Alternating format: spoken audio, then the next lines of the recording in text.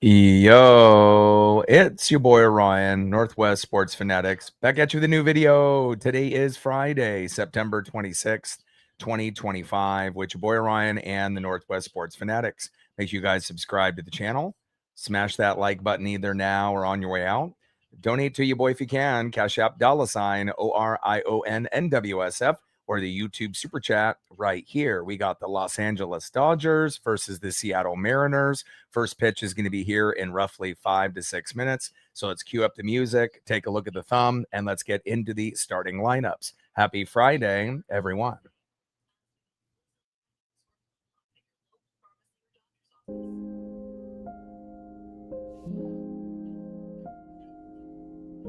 And on the thumb, on the left, one of the greatest baseball players to play today. It's showtime, Shohei Ohtani. And on the right, the best catcher in the game, an MVP candidate as well, the big dumper, Cal Raleigh. Now let's get into the starting lineups here first for the visiting Los Angeles Dodgers. Leading off for the Dodgers at DH, it's showtime, Shohei Ohtani. Batting second, playing center field, Andy Pages. Batting third, playing left field for Los Angeles, Michael Conforto. Batting cleanup, batting fourth, former Seattle Mariner, right fielder, Teoscar Hernandez. Batting fifth, playing shortstop for the Dodgers, Hae Sung Kim. Batting sixth, playing second base, Miguel Rojas. Batting seventh, playing first base for the Dodgers, Dalton Rushing. Batting eighth, playing third base, Kike Hernandez. And batting ninth, catching today for the Dodgers, Ben Rortvedt. And on the mound for the Mariners for the Dodgers with a 6-3 record, an ERA of 2.86. It is Emmett Sheehan. And now let's get into the starting lineups for your Seattle Mariners. Leading off for the Mariners in left field, Randy Arozarena. Batting second, catching today for Seattle, big dumper Cal Raleigh. Sitting at 60 home runs. He needs 2 to tie Judge for the record in 2022 and 3 to beat him. And we got 3 games to go, and hopefully Cal gets to play in every one to have a chance at that record. Let's go, big dumper. Batting third, center fielder, superstar Julio Rodriguez. Batting cleanup, batting fourth, DHing today, it's Nails Josh Naylor. Batting fifth, playing third base, good vibes only, Eugenio Suarez. Batting sixth, playing first base, Luke Raley.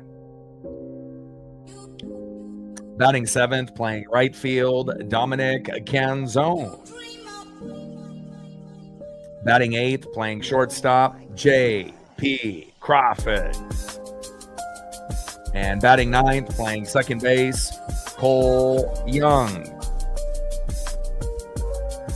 And on the mound for the Mariners with a 10-7 record, an ERA of 4.24, it is George Kirby.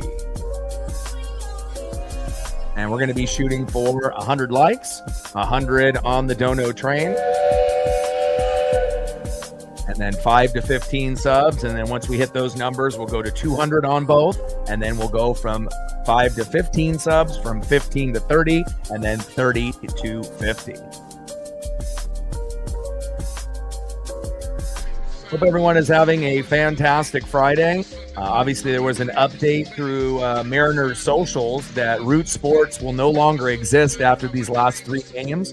It sounds like most of the individuals that are doing commentary, like Goldie, are hired and managed by the Mariners. So I assume that we're still going to have Riz and we're still going to have Goldie, but they'll have like an MLB deal.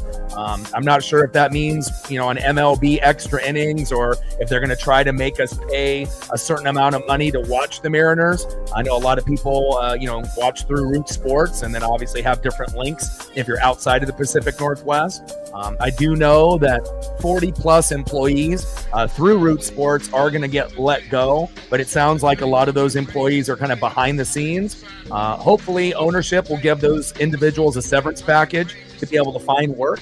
And again, I know the Root Sports app didn't really work out for a lot of people. Obviously something that they tried to roll out just recently, but hopefully whatever direction that they do decide to go, it'll be on a network that has good picture, good audio, and we still have Riz on the radio and Goldie on the play-by-play. And as long as that's the case and they're not trying to get in our pockets like WWE and ESPN trying to charge us $30 to watch WWE, I know Mariner fans would not be too pleased if they had something like that rolled out. So if they are going to have something rolled out, make it affordable, and hopefully we'll be able to figure out some more information on that as the season ends and updates are given. Maggie in the building, what's good? Blue in the building, what's good? Stephen, Cody, Navis in the building, what's good? Let's get it. Tyler in the building, what's good? Daniel, happy Friday, how are you? Let's get it. University of YouTube in the building, what's good? Oh no, car was stolen last week. Prayers up for you. Sorry to hear that. But you did get it back today. I was going to say, do I want to ask what kind of condition it was when you got it back? Hopefully still drivable. And hopefully things will go a little bit more smoothly for you as the weeks go on. Papa Don in the building, what's good? Andrea in the building, what's good? Yeah, obviously we're not playing all of our starters, and neither are the Dodgers. So obviously the Dodgers have to play in the wild card. We do not. So they're going to give some opportunities to some of the guys that are typically on the bench, like Rayleigh and Cole Young, to get a chance to play, and also giving rest to some of the guys that have put in some of the work. So it's not like the Dodgers have their A-plus lineup and we have a C lineup and we're going to lose every game.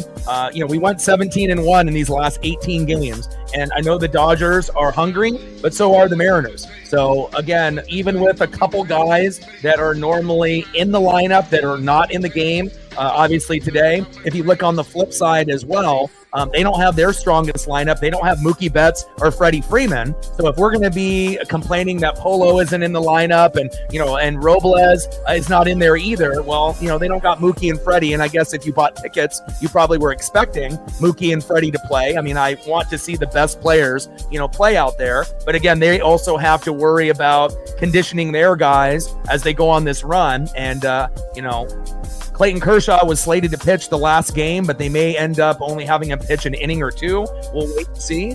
First pitch here from Kirby to Ohtani.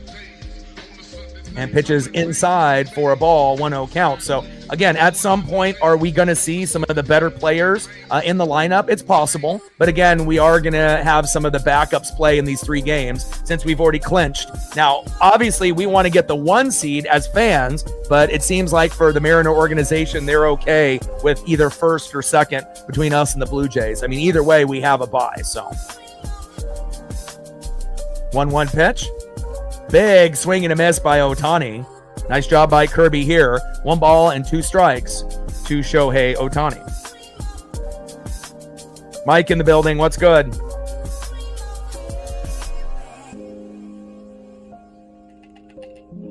Captain in the building. What's good? Let's get it. And even though we might not have Robles and Jorge Polanco in the lineup, I still think that we're going to have a good chance, to win these games.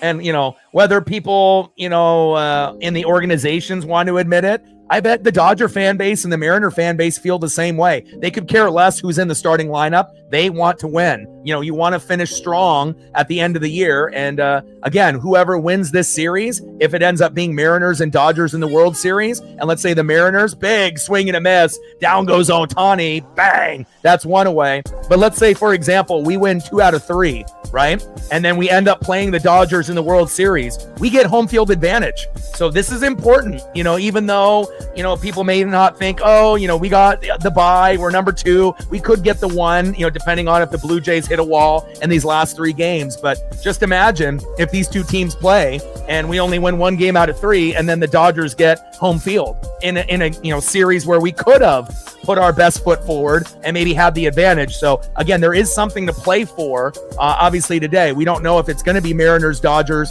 in the World Series, but again, we want to try to win 2 out of 3. And if we win the first 2 games, obviously we can talk about sweep at that point. Takes a strike looking right down the middle. 1 ball and 1 strike to Andy Pages. Come on, Kirby. Got a punch out on Ohtani early. We like that. And hopefully we can continue the dominance. Ohtani, Pages in the box right now. And next up, left fielder Michael Conforto, the former Giant. That was a great pickup for them. 1-1 pitch. Takes a strike looking high and away. 1 ball and 2 strikes to Andy Pages. Let's go, George. Keep wheeling and dealing. 1-2 pitch. Big swing and a miss. Down goes Andy Pages with a weak swing low and away. And again, nice job by George Kirby wheeling and dealing. Punch out on Ohtani. Punch out on Pages. And next up is Michael Conforto. George Kirby, if you keep pacing like this, you're going to be pacing for 10 to 14 Ks. Let's go. Mountain in the building. What's good?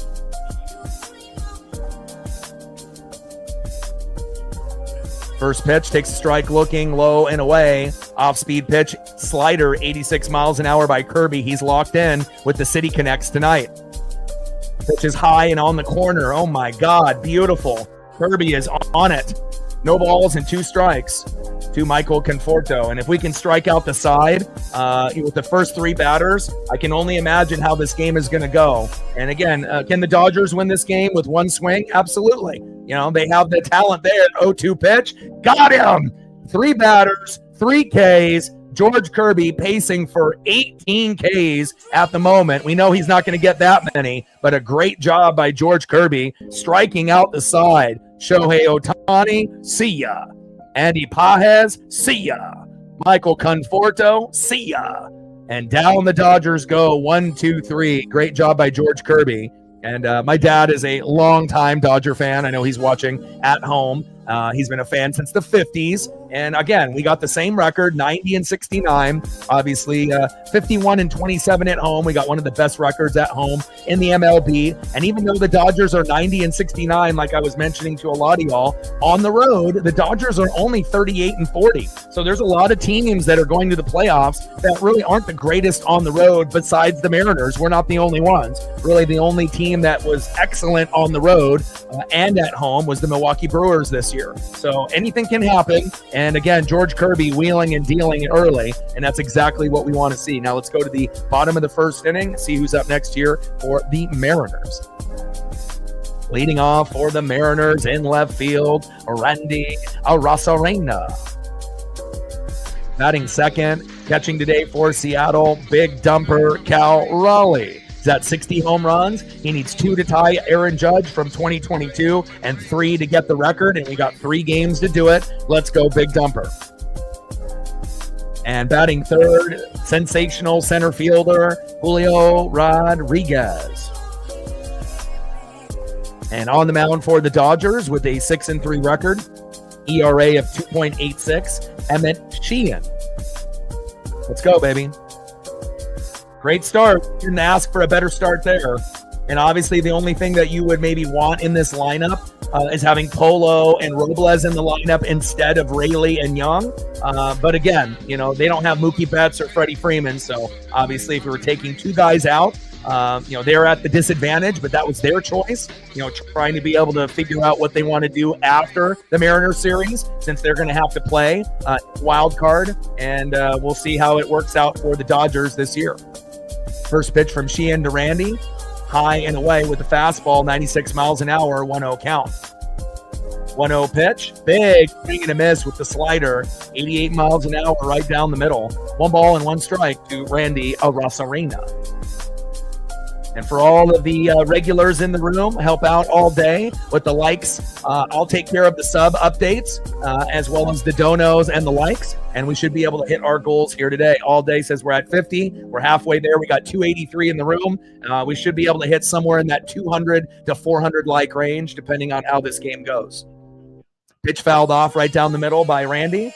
1 ball and 2 strikes from Sheehan to Arozarena. Yeah, more than likely it'll be the Mets. That would be the more deserving team, even though they've had a terrible second half of the season. They started off like 45-24 and almost flipped that record in the second half of the season. But again, seeing Juan Soto and Francisco Lindor and Pete Alonso, no offense to Ellie De La Cruz and the Reds, but I think the Mets would be better for baseball ratings. But again, they're going to have to earn it, obviously, between the Diamondbacks, the Reds, and the Mets for that last spot. But I assume the Mets will end up getting it. But we will find out. 3-2 pitch. And slow dribbler right up the middle. And not enough time. And Randy actually hustles for the first time in his life and gets to safe first. Let's go, baby. Nice job, Randy, with the hustle. And you just never know if there's going to be a wild throw or a wild attempt at first. Always hustle to first base. Randy with a nice bloop single. We like that. Next up is the big dumper, Cal Raleigh. And we will start hearing MVP chants. Hopefully we won't get him intentionally walked too often in this Dodger series. Hopefully he doesn't get plunked too often. And let's see if he can make some history.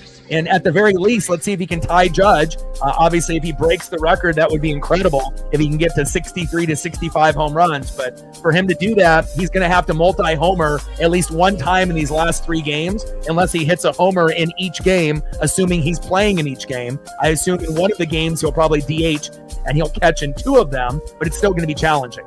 0-1 pitch, big swing and a miss. No balls and 2 strikes to big dumper Cal Raleigh. So you got to think out of potentially 15 at-bats, we're going to need him to hit 3 home runs. And again, for most people, that would be too tough to do. But if you're Cal Raleigh, Kyle Schwarber, Shohei Ohtani, or Aaron Judge, it definitely is possible. And I think the most home runs Cal could hit would be 5 in these 3 games, and that would be assuming he multi-homers twice and goes yard once in the other game. But that's if everything goes right, and that would be a crazy feat. And I don't think that we necessarily need him to hit that many, but even just beating Judge and getting to 63 to stamp his AL MVP, even if they make it co-MVP, it'll be pretty hard to not give it to him by himself if he beats Judge's record. I mean, if that's what it's going to take for, those other voters to vote him over Judge, for him to beat Judge's record, so be it. But we'll see what happens. At the very least, I hope he ties Judge and gets to 62. But I'm really rooting for that 63 if he can get there. But he's going to have to homer tonight once or twice to kind of set the tone. 1 ball and 2 strikes as Randy skips to second off that wild pitch safe. 1-2 pitch. Big swing and a miss, and down goes big dumper in his first at-bat. Great strikeout there by Emmett Sheehan, giving the Dodger fan base a little bit of pride, getting Cal out, and that is 1 away. It's okay, Cal. We still love you, and you got a few more at-bats to go. Next up is center fielder Julio Rodriguez. Let's go, J-Rod. Single, double, triple, home run. You can do it, baby. And Julio, line drive, but right to left field, and he drops it. Let's go. Let's go. Got a little cocky there.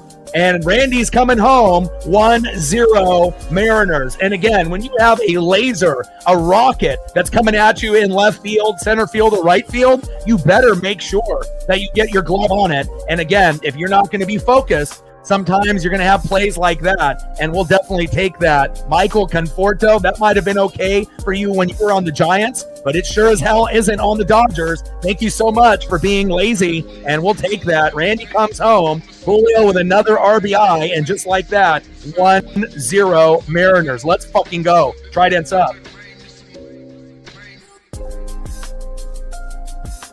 Thank you, Michael Conforto, who actually is a great player from the Giants, transitioning to the Dodgers. But, that was kind of like a Randy Arosarena type of play that we're kind of used to. And thankfully, it wasn't Randy this time. Awesome job. Big error there by Conforto. And a big double there by Julio, getting that RBI for Randy to come home.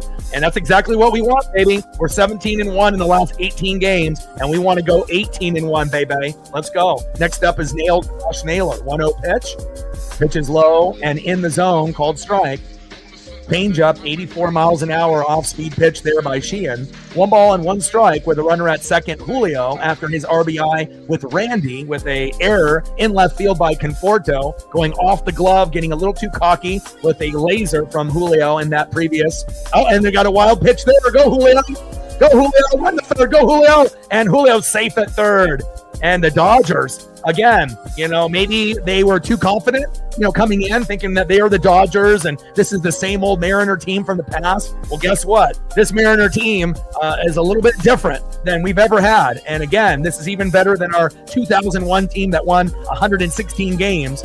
We have a deeper roster. And again, a little mental errors coming in here early by Sheehan and Conforto. And now we got Julio at third with Naylor with a great opportunity to get an RBI or a home run to make it 2-0 or 3-0. Here we go. And it shows you, in the past, we might not be able to match up to a 90-69 Dodger team, but we're just as good as anybody right now. I don't care if it's the Phillies, the Brewers, the Dodgers, the Padres, the Mets, the Cubs, whether it ends up be the Blue Jays, the Yankees, the Red Sox, the Tigers, the Guardians. It doesn't matter. It really shows you that the Mariners are just as good as anybody. And honestly, we're the hottest team in baseball right now, 17-1 in our last 18 games, believe it or not. And again, it feels really good at this point to be a Seattle Mariner fan. We know we got a long ways to go. And again, we have our sights, on going the distance, but we got to take it one game at a time. Time is called. They're from Sheehan as well as Naylor. And again, we haven't seen too many free agents in the offseason or at the deadline bat over 300 for us, period, let alone over 350. And again, this is the hardest ballpark to hit at T-Mobile. It is not a hitter's park. Give that guy a blank check, and hopefully Naylor will be a Mariner for life, because we definitely need him. He's the most valuable player that we have on the team right now that is not signed to the team, obviously long-term for next year and beyond.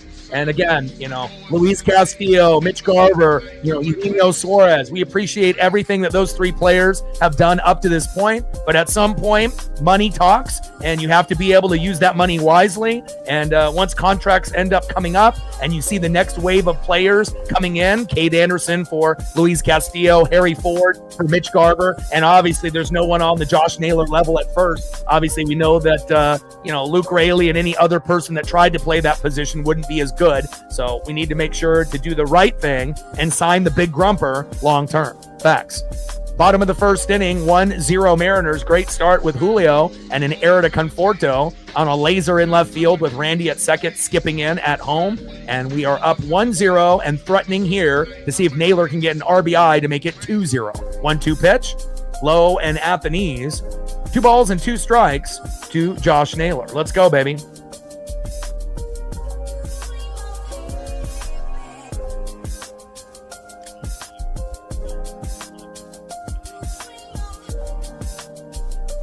Two-two pitch.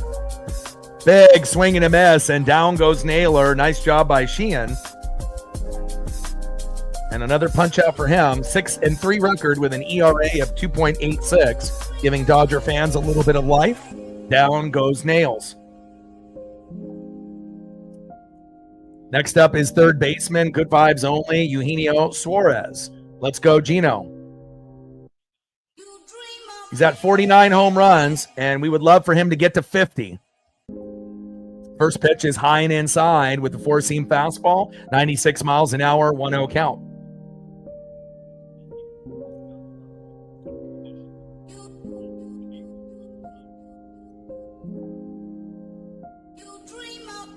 1-0 pitch.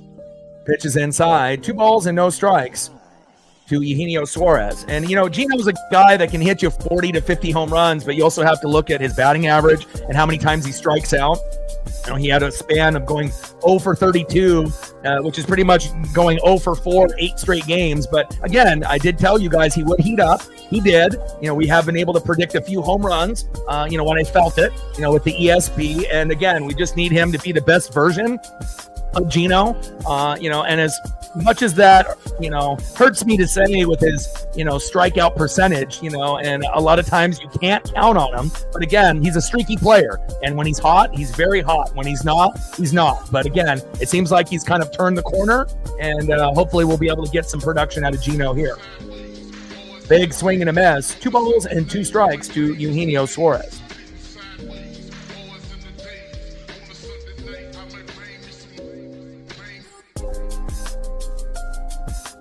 Come on, Gino. 2-2 pitch. Big swing and a miss, and down goes Gino. And that's one of those things, Gino's going for home run swings. In a situation like that, when you got someone at third, you need to change your mindset and you go for a single swing. So that's why a guy like Naylor is better, because he'll go for the home run swing when he feels it. But when he needs to get the RBI, he'll change his stance and he'll change his, process of thinking, and that's what good hitters do. Instead of just trying to go for the moonshot every single swing, you're going to strike out too much. And that's why it's either a strikeout or a home run. A lot of times with Gino, you don't really see him with a lot of singles and doubles. Every once in a while you'll get them, but most of the time it's either out of the park and you're like, yes, Gino. Right? Or it's like, damn it, Gino, another strikeout. So we'll see where it goes. And again, if he was able to adjust, that moonshot swing to just like, hey, maybe I can get a single and knock in Julio, then maybe we'd be sitting at 2-0. But again, these are how certain players play. And sometimes you can't change, their mentality. They're just going to be who they are, and we just have to be able to deal with it. Nobody with a tenor. Appreciate you getting us on the board. Thank you so much. Stacks. Rax with a little Cactus Jack. Bang, bang. We're at 10, 90 to go on the Dono train. Appreciate you very, very much.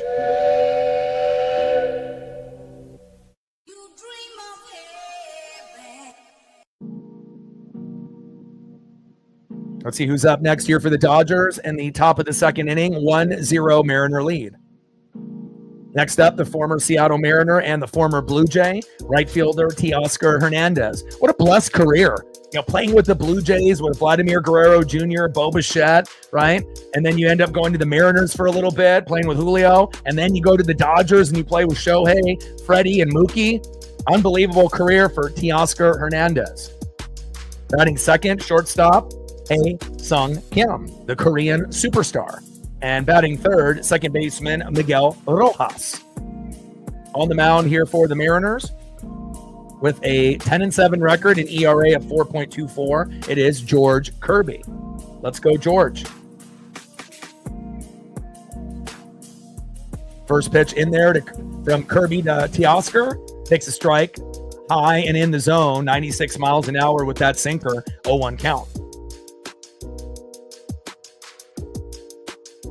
0-1 pitch, and crushes that one into right field foul. No balls and 2 strikes to Teoscar Hernandez. Yeah, and we want to try to shoot for 2 wins out of 3, but if we win the first 2, we're going to be thinking sweep. I mean, we're 17-1. And again, I remember, when we had 19 games to go, I wanted us to go 15-4. And I know some people thought that was crazy, but again, if you know a team and you know what momentum can do, anything can happen when everyone believes and everyone is hot at the same time. And, the only bugaboo we have right now is maybe Brian Woo's pec, but it's not torn, so we're fine. It's just sore, and we'll be just fine as we go into our playoff push to the World Series. 1-2 pitch. High and away with the sinker, missing by an inch or 2. 97 miles an hour there by Kirby. 2 balls and 2 strikes from Kirby to Teoscar Hernandez.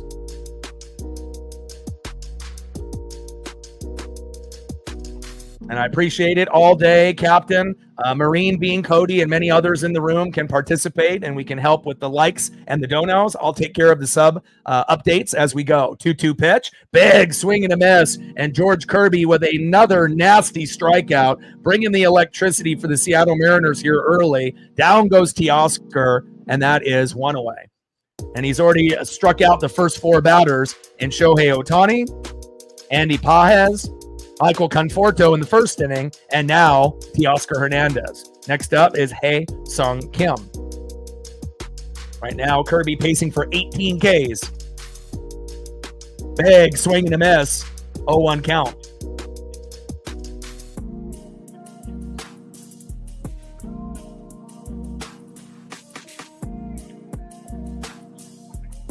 Yeah, and honestly, if we could sweep the Dodgers, it's kind of an insane thing to say if we would have said this in years past, because we know how good the Dodgers have been, over the years. Typically World Series contenders, whether they had Shohei or not. But now with Shohei, obviously it seems like they're always going to be a threat.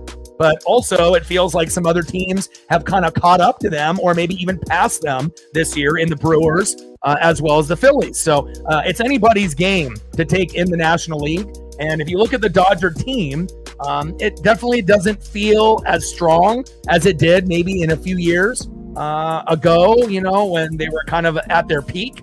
Still, they are one of the top 3 teams, in my opinion, with the Phillies and the Brewers. But anything can happen in baseball. 1-2 pitch, popped up. And Gino is there at third, and that is 2 away.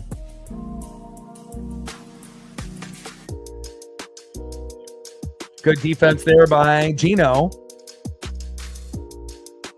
Next up is second baseman Miguel Rojas. So they already got Justin Robleski warming up in the pen. So it seems like since the Dodgers are in the wild card, they're not going to be playing, their strongest lineup in all 3 games. They're going to try to manage some of the minutes for some of the players. And if that means that we take advantage and we win all 3 games, I don't think any Mariner fan's going to complain. We're still going to have to earn it. It's still not going to be easy, even if some of their guys are, going to be sidelined resting. And again, anytime you play the Dodgers, it's not going to be a walk in the park, but we'll definitely take 3 wins and get to 93 and 69. And remember, if the Dodgers and Mariners make it to the World Series, whoever wins this, would have home field advantage if you win 2 out of 3. So, I mean, they're, obviously the Dodgers are one of the top 3 teams. Mariners are one of the top 3, probably with the Blue Jays and the Yankees. So, I mean, this could potentially be a World Series matchup, if not this year, maybe in the future. 0-2 pitch, low and away. 1 ball and 2 strikes to Miguel Rojas.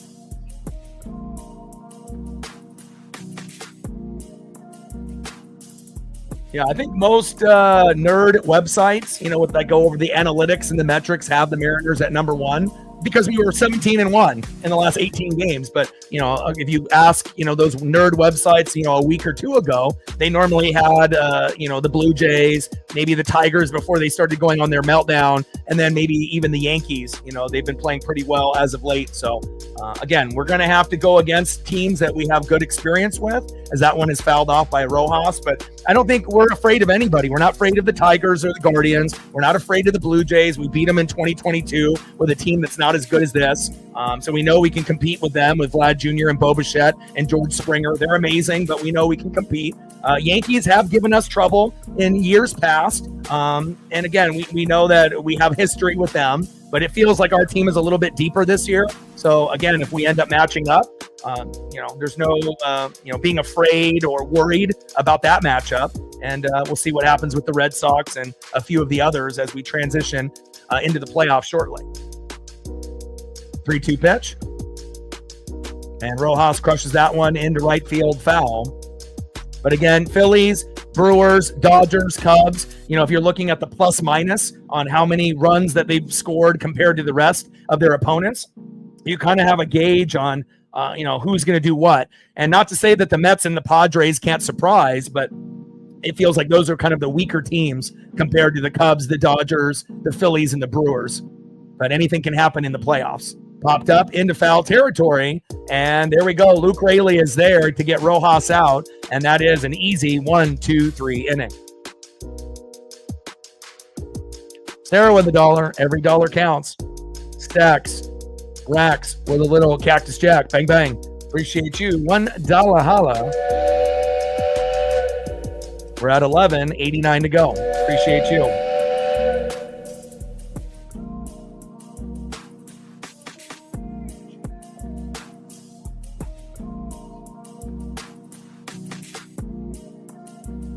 All right, let's see who's up next here for the Mariners in the bottom of the second inning.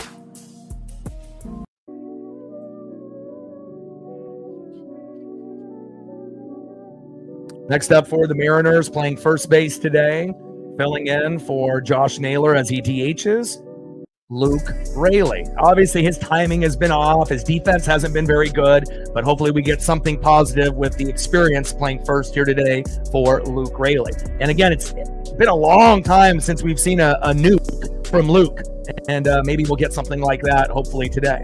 Batting second, right field today, filling in for Victor Robles, Dominic Canzone. And batting third, shortstop, ice water in his veins, J.P. Crawford. Trident's up. Let's go M's. Like, sub, donate, comment, share. If you haven't smashed that like button yet, please do. Help us get to 200 to 300 likes, 100 on the dono train. And we'll be looking for 5 to 15 subs. We needed 74 to start to hit 22,300. And let's see where we're at now. It looks like we've gained 10 subs already. So we go from 74. Now we only need 64 to hit 22,300. Shout out to the 10 new subs that we've acquired already within the first 35 minutes of this broadcast. Appreciate you guys very, very much. Yeah, I tried to come up with a new Shohei Ohtani image. You know, I had kind of a standard one where he's posed with the bat, but, you know, I feel like if you are a content creator and you use like the same 3 thumbnails when you are, you know, doing like, let's say a baseball series, it shows a lot of laziness, you know, that you don't care about, you know, the actual vibe of the channel, as well as the artwork and your creativity, as well as, you know, showing fans that you don't really care, you know, if you're going to be doing the same thumbnail for 3 games in a row. And you do see some content creators do that. That's a big no-no. You got to make sure that you're putting in the time and the energy to give you something a little bit different every single day. As Luke Raley gets plunked, we'll take that.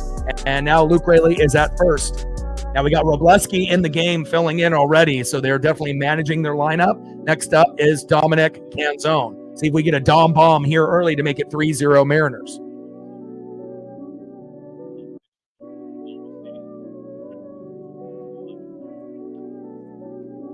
Oh, 1 pitch. High and away. 1 ball and 1 strike from Robleski to Dominic Canzone.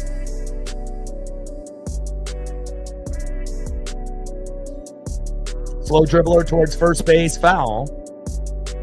And Dom felt that one. And we've had a problem with kind of fouling baseballs off ourselves. And again, you just want to make sure, you know, if that ends up happening, you know, it's not going to turn into like a major injury or even a minor one. But definitely got to protect those ankles and those feet, as well as the shins. And it's nice to be able to see a lot of the players, you know, with good, you know, arm protectors and elbow protectors, because we have been getting hit on the elbow recently, you know, from guys like Raley and Julio. Big swing and a miss, and Robleski gets the big punch out on Dominic Canzone, and that is 1 away. Maybe next time, Dom, with one of the Dom bombs. Next up is shortstop J.P. Crawford. Bottom of the second inning, 1-0 Mariners. Julio with a laser into left field, but Michael Conforto had it go off mitt and go behind him, back to the wall. Randy was at second and skipped home, and that's how we are sitting at a 1-0 Mariner lead. I got the Big Dumper City Connect jersey on today. Usually I'll rotate between this. I got a home white Julio sewn jersey that you'll see me wear. If I wear the gray, that'll be a throwback Ken Griffey Jr. jersey, you know, back in his playing days. And then obviously I have a few others that I could wear. Like I got an original Griffey vested jersey that has no arms on it, but that one is too expensive really for me to wear. That comes with the Mariner turtleneck. And that one is, you know, all the way back from like 97. And, you know, I try not to wear kind of the throwback stuff because it's like on that same level as like a Mitchell and Ness type of price. You know, the jersey alone is around $400 or $500. The turtleneck is about $150. I've never seen one on eBay ever. And to be able to get them both together, there might be a time where I wear it on stream, but, you know, I try to keep it in mint condition since it's, you know, the old school brand.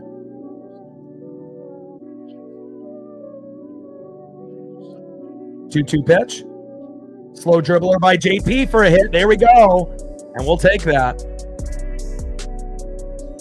Nice job by JP Crawford. That's exactly what we want to see. Next up is Cole Young. Let's go, Cole.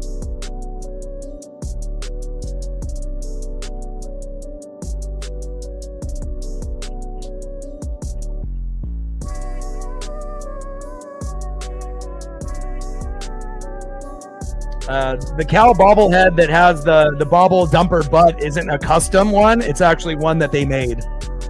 I don't know if that's through FOCO or not, but that was one that they made. Not custom though. They made it like that on purpose. I saw that video a few weeks back. First pitch from Robleski to Cole Young, takes a strike looking, 0-1 count. Any pitchers? I mean, I wouldn't be betting on any of these three games against the Mariners and Dodgers, especially if you're betting on Dodger players, because they're playing in the wild card and they're going to be pulling a lot of their guys in these three games at any given moment. So again, if you're putting in bets for Sheehan to pitch 6-7 innings, well, obviously he's already out in the second inning because they're trying to manage. Young hits it long and hits it deep into center field, back into the warning track, but caught. Runners are tagging. Rayleigh safe at third, and JP stays put at first. We have runners on the corners now at first and third with 2 outs. And Kershaw was supposed to pitch, I believe, in game number 3, but I highly doubt they'll have Kershaw pitch all 6 innings. It'll probably be like 2 innings, like Sheehan, and then they'll pull him. So, and obviously we know that Clayton Kershaw will be retiring after this year, so there'll be definitely, a little round of applause and whatnot. And again, he's had an illustrious career. There's no doubt about that. First pitch in there to Randy Arozarena, low and away, 1-0 count.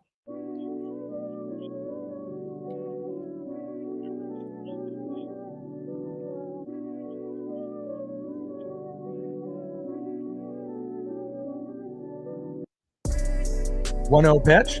Big swing and a miss. 1 ball and 1 strike to Randy Arozarena.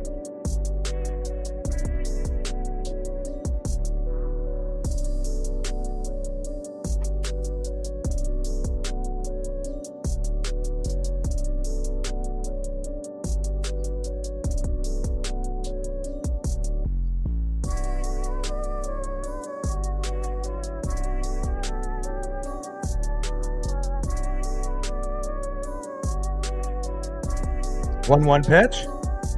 Pitch foul back to the T-Mobile bricks. 1 ball and 2 strikes from Robleski that already came in for Sheehan. So you can definitely tell the Dodgers' strategy.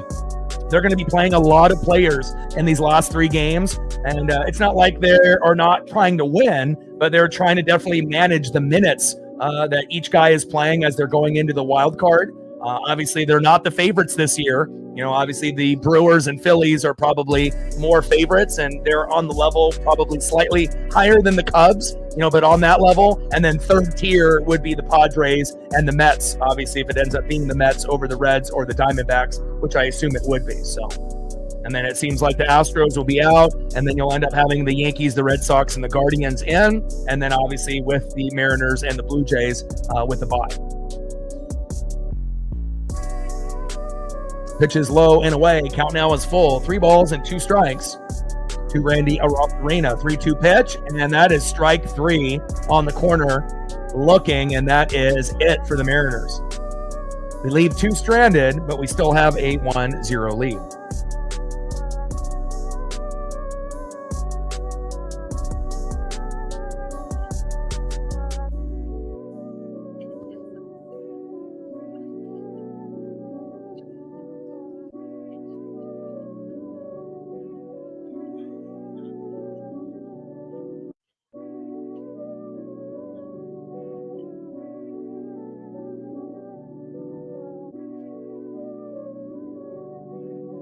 I'm going to see if I can get a Justin Robleski photo. I don't know if he'll even be in after this next inning, but let's get it just in case.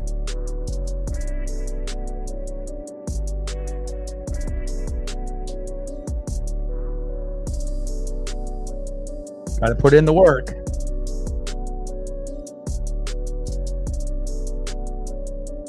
All right, so we got the Robleski photo now.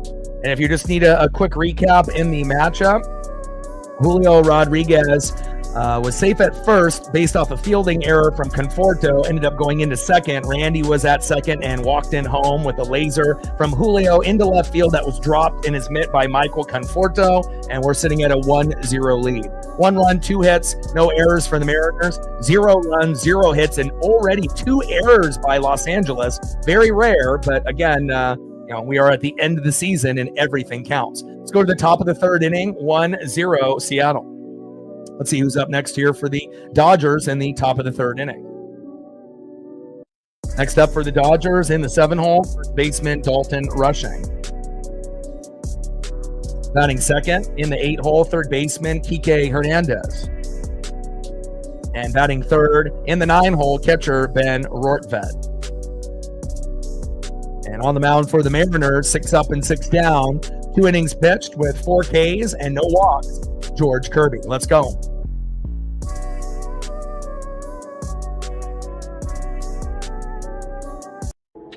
So the Dodgers are just pulling pitchers, within every few innings, it feels like, in this particular series. So I would not be advising on betting on anything Dodgers in this series, because if it ends up being a pitcher that you're betting on, he might only pitch 2 or 3 innings rather than 6 if you're looking for a certain amount of punch outs or Ks to win your bet.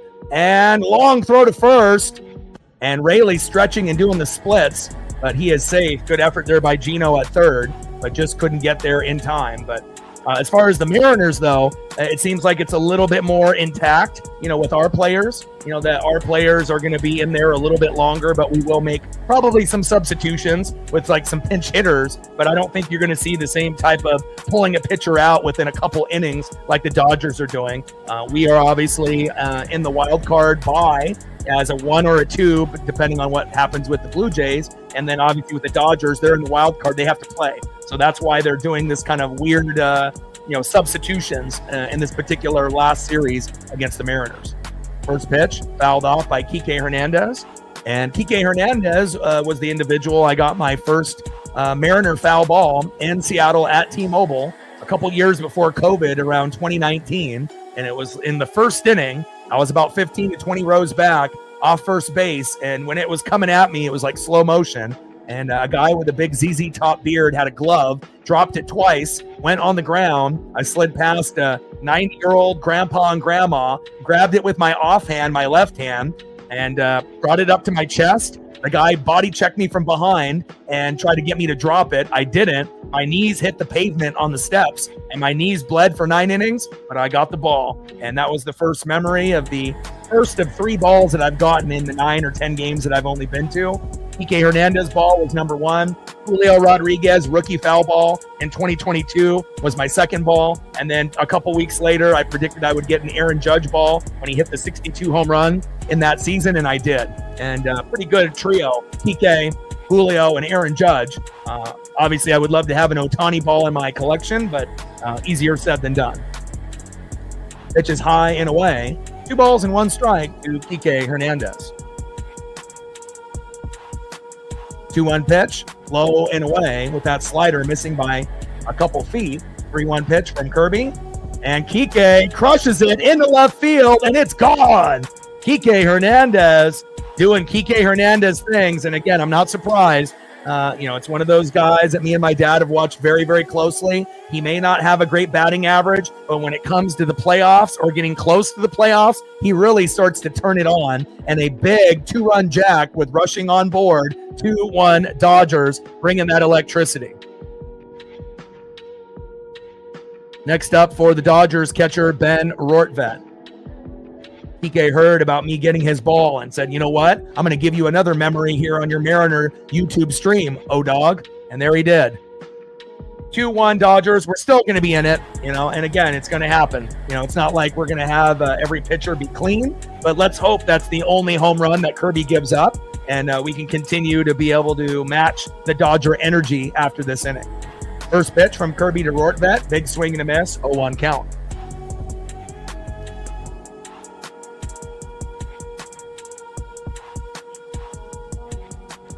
Oh, 1 pitch. Takes a strike looking right down the middle. No balls and 2 strikes. to Ben Rortvedt.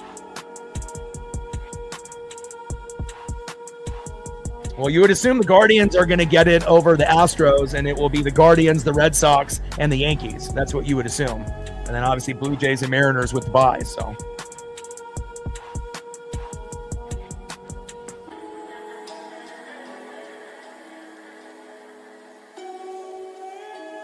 1-2 pitch. Crushes that one into left field. Randy is there and watches it go about 10 rows back. A lot of Dodger fans there, and it's always going to be packed with Dodger fans in any stadium you go to, but especially when they come to Seattle. It typically ends up being 50-50 in most cases, and maybe 60-40 Seattle, because obviously we're good this year. But definitely a lot of Dodger fans make that trip up, and sometimes even me and my dad will go up there, but just not this year. 1-2 pitch, big swing and a miss, and down goes Rortvedt, and that's exactly what we needed after him giving up the Kike Hernandez 2-run blast after I was praising him, getting his first foul ball in my collection in 2019. Next up, we're back at the top of the order, DHing, 0 for 1 with a K, Shohei Ohtani. Come on, Kirby.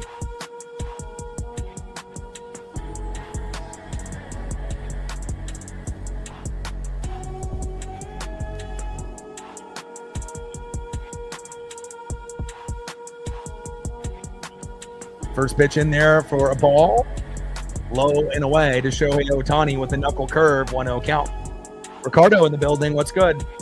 Yeah, my dad has been a Dodger fan since the 50s. So, again, I'm not a Dodger fan myself. My dad is. I'm all Mariners all the way. But, if there was a team that I root for, on the opposite side, it obviously is for my dad, since he has been a loyal fan, and he's just like me. He watches every game beginning to end. And, when we say we're fanatics, we definitely mean it. And it's definitely not just me. It's a family thing.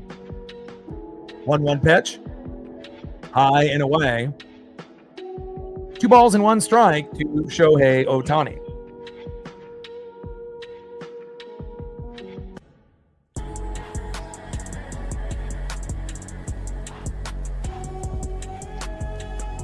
Pitch is inside, and Ohtani slides out of the way. 3 balls and 1 strike to Shohei Ohtani.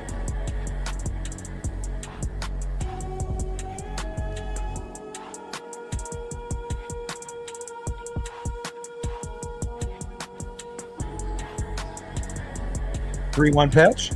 Pitch is inside, and Ohtani is walked. Ohtani to first. Next up is center fielder Andy Pages.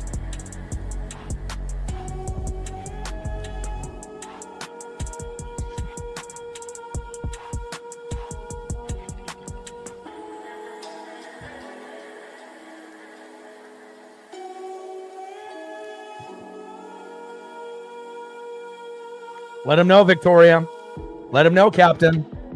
With 400 plus in the room, we should be at 200 likes by now. So like I said, it doesn't have to be just all day and Captain as lead mods. It can be all of the other regulars that are in the room to encourage some of the others that are just watching. Not everyone is going to chat. Not everyone is going to donate, and that's fine. But again, if we can get the subs and we can end up getting the likes, that'll definitely help, moving forward. And then, if you feel gracious enough that you want to end up complimenting the stream in the most respectful way and supporting the channel, obviously that would be absolutely fantastic for those people that can afford to do so. The biggest compliment you can give any streamer is, a donation, because it's not just donating to a YouTuber or a streamer, you're donating to somebody's dream. And that's what you're actually doing here every single day. Top of the third inning, 2-1 Los Angeles, with a runner at first, Ohtani, with 1 out. And Ohtani tries to steal second, safe.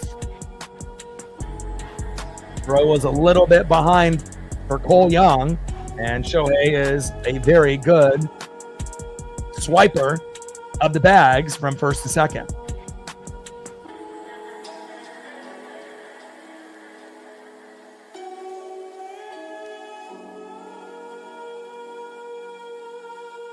Top of the third inning, 2-0 Dodgers. 1-0 pitch. and crushes it into right field, but it should stay in play. And there we go. Great catch out there in the outfield. We got nervous there for a moment. Nice job by Dominic Canzone. And again, we want to make sure we have guys that hustle, and we know Victor Robles will hustle out there in right field. You know, he definitely has saved us multiple times and made some big memories. Nice job by Dominic Canzone to get Paez out, and that is 2 away. Next up, left fielder from the Giants, Michael Conforto. Had the error in left field after Julio's laser and went off his glove, and Randy scored from second to make it 1-0 Seattle. But then we had the Kike Hernandez 2-run blast momentarily just a few moments ago, and now we're sitting at a 1-run deficit. So we're definitely going to have to get back to the drawing board with our offense after the top of the third inning ends. 1-0 pitch, high and inside. 1-0 pitch, fouled off himself. 1 ball and 1 strike to Michael Conforto.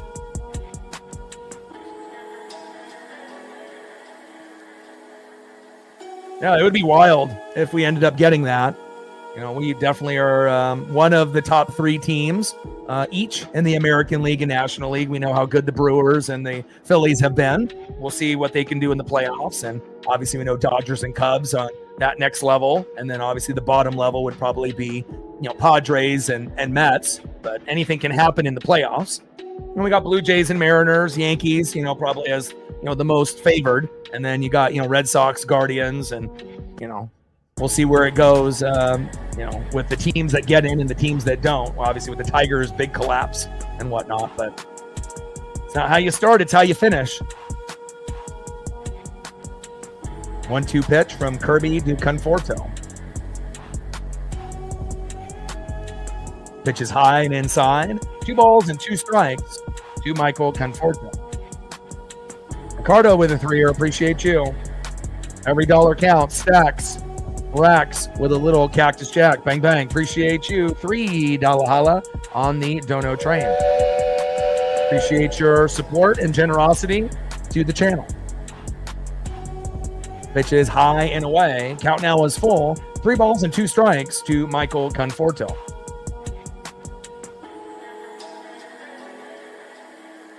$86 to hit our Dono goal. And with 440 in the room, we should be shooting for 200 to 300. On the likes, and then we'll see what we get, obviously, with the sub count. 3-2 pitch. Big swing and a miss. Got him. And down goes Michael Conforto, and that's another punch out there for George Kirby, which is 5 now. And let's see where we are with the Mariners, and hopefully we can tie the game up right here in the bottom of the 3rd inning.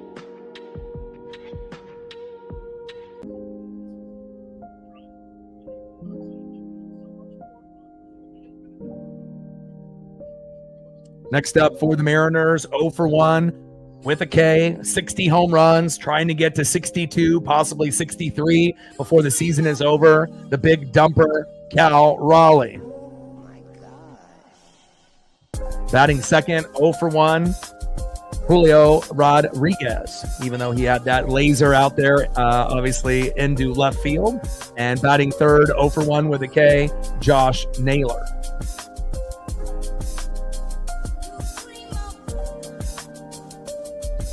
And obviously Julio ended up having that double off the error, so not really 0 for 1. Let's go to the bottom of the 3rd inning, 2-1 Dodgers.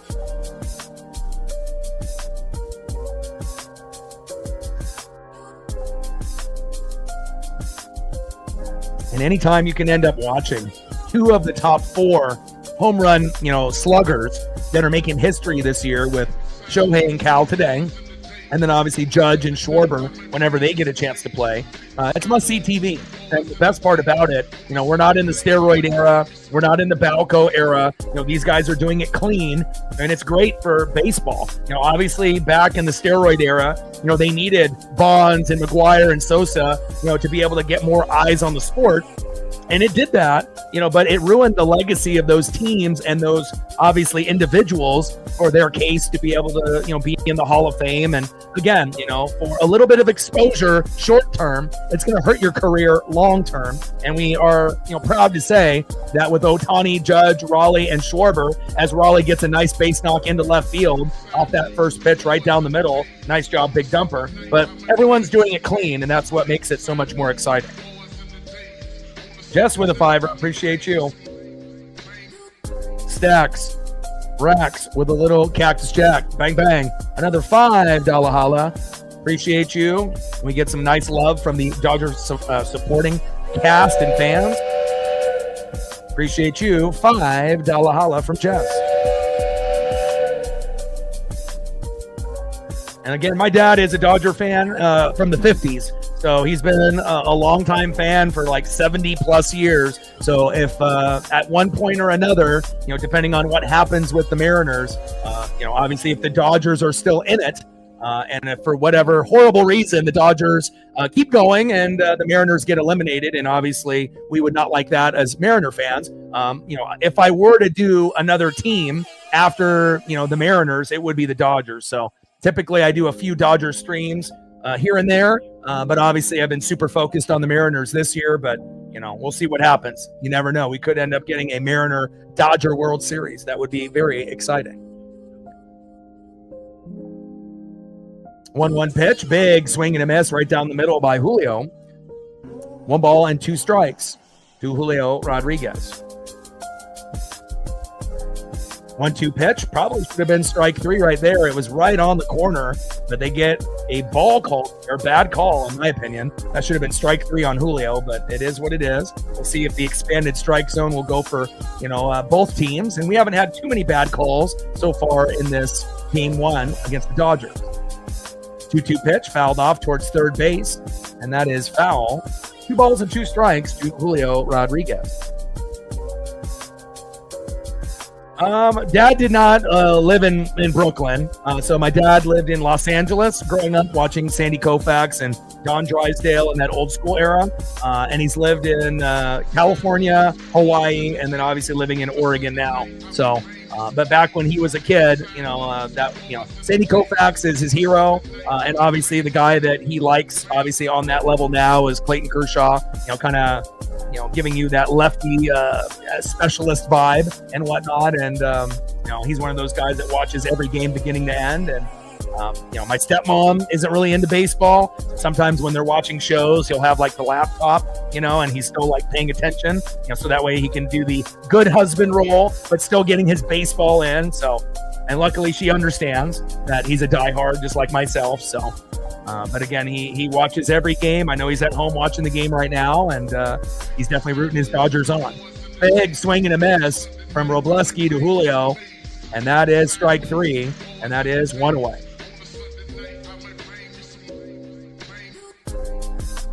Nice job by Justin there, giving the Dodger faithful a little bit of juice. Next up is Josh Naylor.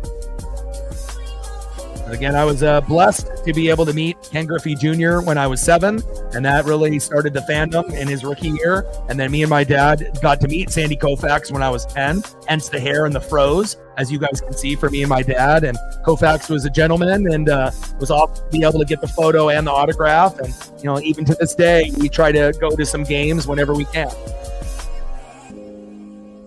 1-0 pitch right down the middle to Josh Naylor. 1 ball and 1 strike to Nails, a.k.a. the Big Grumper. Bottom of the 3rd inning, 2-1 Dodger lead.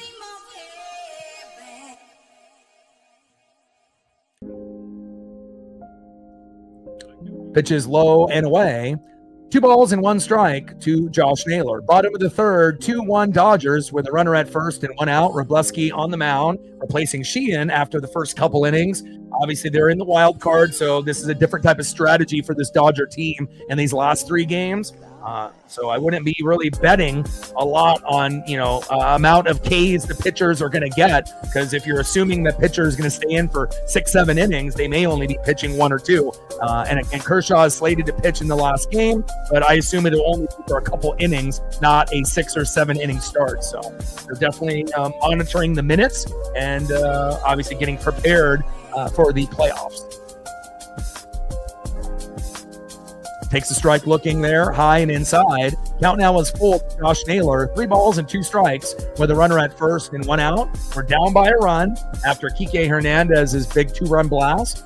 And again, I did get Kike with a foul ball in Seattle in 2019, and that was a very special moment. Once you get your first professional MLB ball, whether it be a home run ball, a foul ball, or a ball in between innings, it definitely changes you as a fan. And I've been blessed to get 2 more after that, and hopefully I'll be able to get a few more. As Naylor with a big base knock into right field, Naylor going for 2.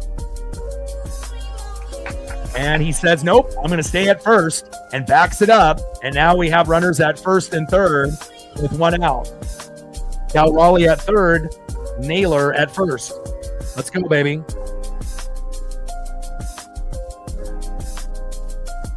Next up, third baseman, Eugenio Suarez. Let's go, Gino. And we know how streaky you are, but we just need you to find a way. It doesn't have to be a home run. It could be an RBI. Come on, Gino.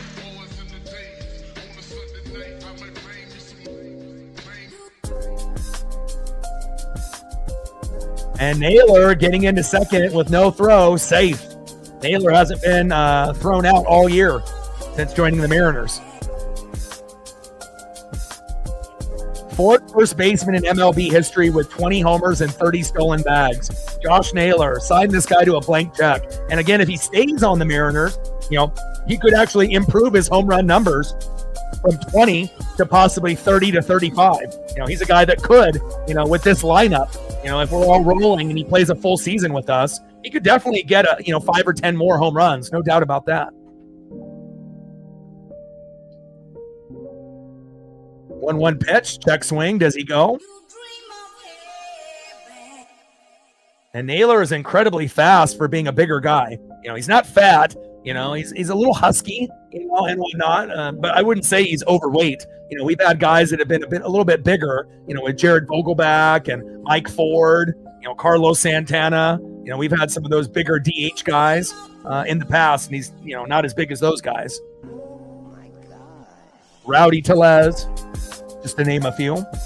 We got Joe Carter, Jeff Bagwell, Paul Goldschmidt, and now Josh Naylor. Beautiful. 2-2 pitch from Robleski.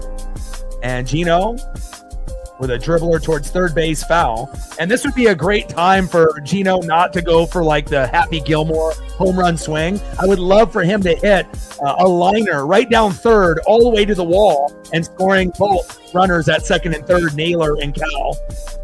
That would be, obviously getting the home run would be excellent. But if we can't get the home run, getting that line drive towards third base to go all the way to the wall. We've seen Gino do it in the past, but most of the time it's either a home run or a strikeout, unfortunately, with Eugenio Suarez. And hopefully Naylor's hips are okay. Looks like he's got a little bit of a tweak on one of his hips there. Hopefully he's all right. As Gino fouls it off his own foot, which has been a common theme for some of the Mariner hitters lately.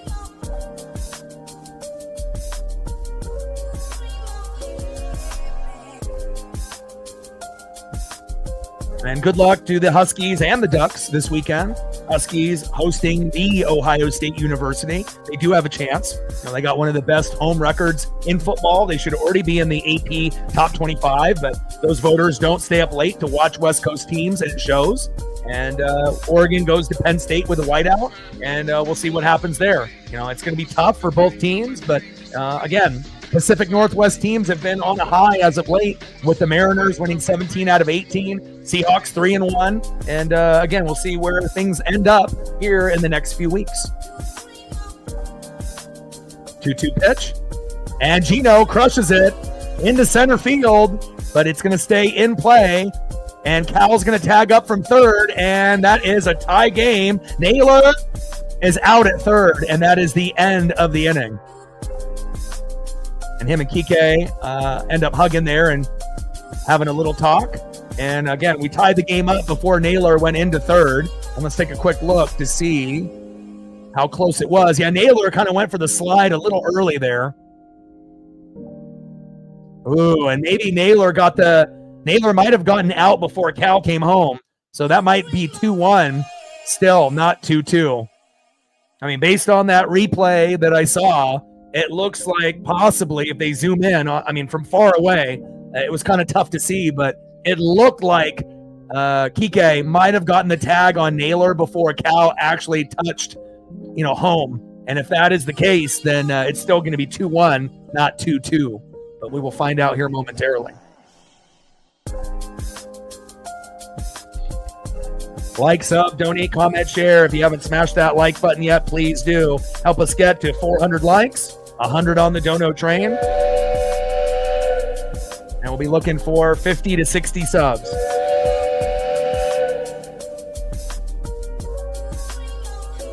Let's see where we're at on the sub count.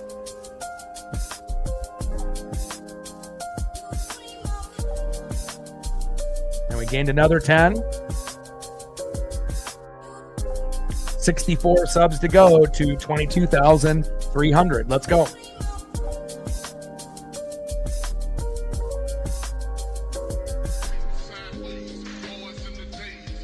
Yeah, it probably would have been smarter for Naylor just to stay, at second base in that situation. I mean, he hasn't been thrown out, at all, since he's been on the Mariners, stealing from like first to second or from second to third. But that might have been his first bugaboo on the bases all year. And again, sometimes, the throw ends up being on the money. Sometimes the tag is there. And just watching Naylor, that was maybe the first time that he initiated his slide maybe 1 or 2 steps early. He could have taken 1 or 2 more steps and then slid in feet first and then probably would have been safe. But then he took the slide 1 or 2 steps early. And I think that sliding motion obviously gave an opportunity there for him to get tagged. And it's close. He doesn't tag him on the leg. He tags him in the stomach. And that is close. But obviously they ended up saying they out happened. And we ended up getting, if Cal would have ran a little bit faster, you could have said, if Cal would have sprinted, then it would have scored. But again, in that situation, you probably think you're just coming home and you're scoring. So, could have been better by Cal. Could have been a better decision by Naylor by just staying at second. And then it would have been 2-2 for sure. But shit happens, and as long as we learn from it and hopefully don't repeat it later in the game or the series as well as the playoffs, it'll be a learning moment for the Mariners. Chris with a 5. Stacks Rax with a little Cactus Jack, bang bang, appreciate you. Another $5 holla on the dono train. Appreciate you very much.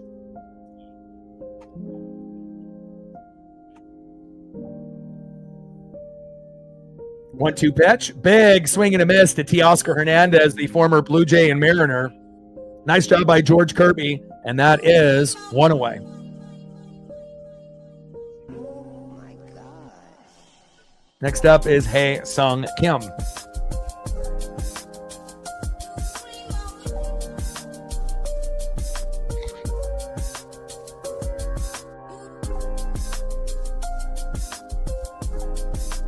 First pitch in there, high and away, 0-1 count. Oh,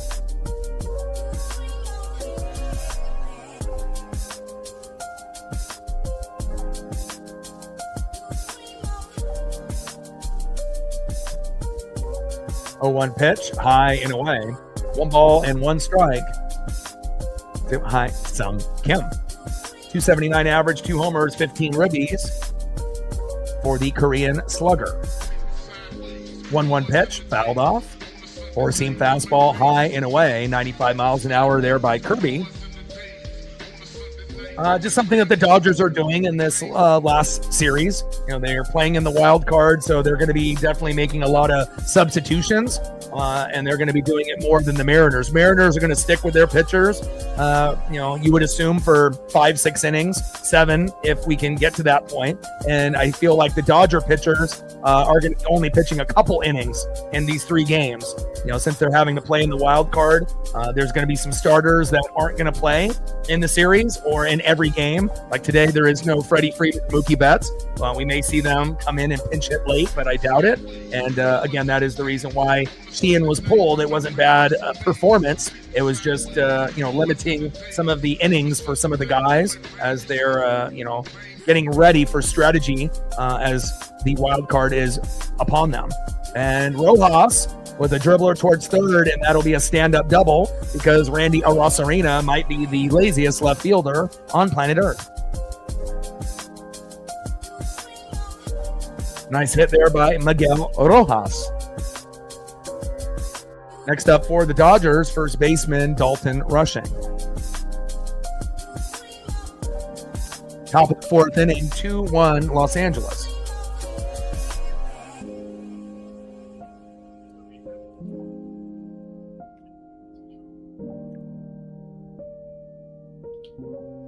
And Rushing crushes that one, and that one fades foul. Top of the 4th inning, 2-1 Los Angeles lead. Magic number will be 5 runs, 7 to 10 hits for Seattle to be able to be competitive here late.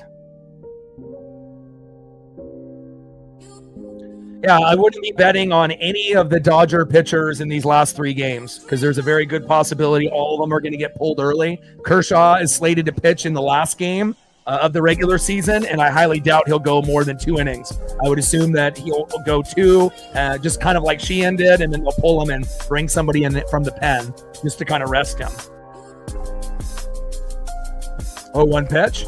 And not every team is going to have this kind of strategy. It just really depends if you're going to have a bye, if you're playing in the wild card, and also just understanding, how many innings those individuals have played up to this point, and if they figure they can still compete, even if they end up making some of these substitutions. And obviously the Dodgers have the depth to still win games, even if some of their stars don't play, or if they play limited innings. 1-1 pitch. In there for a strike. Slider low and away. Off-speed pitch, 86 miles an hour there by Kirby. 1 ball and 2 strikes with a runner at second and 2 outs. 2-1 Los Angeles lead. I got you. Plus, my dad's a Dodger fan since the 50s. So, everything that I know about the Mariners, I'm very, very familiar with everything with Los Angeles. So I keep tabs on everything that they do since my dad is, a hardcore fan of them. So. If you've been a fan of a team for 70 plus years, my dad, and me being a fan of the Mariners for 40, we got 110 years of fandom between the two of us. So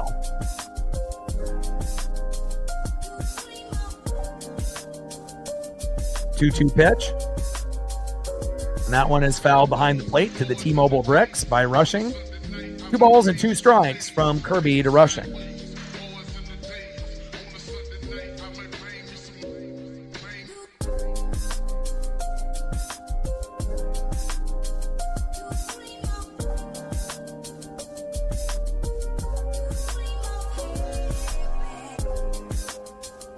Two pitch. Check swing. Did he go? And he goes around, and that is strike 3. All right, Mariners, time for us to be able to take the lead or hopefully tie it up at some point or another. Let's see if we actually have a lineup that's good enough here to be able to possibly tie this game up. Let's see. Let's go to the bottom of the 4th inning with a 2-1 Dodger lead. Kike Hernandez with a 2-run blast.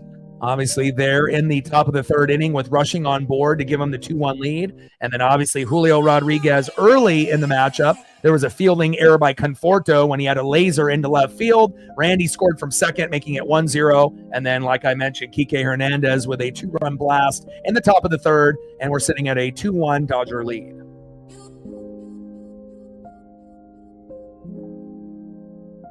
Next up for the Mariners, first baseman today filling in for Josh Naylor at that position, Luke Raley.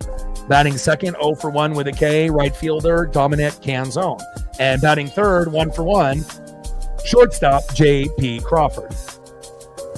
Trident's up. Let's go M's.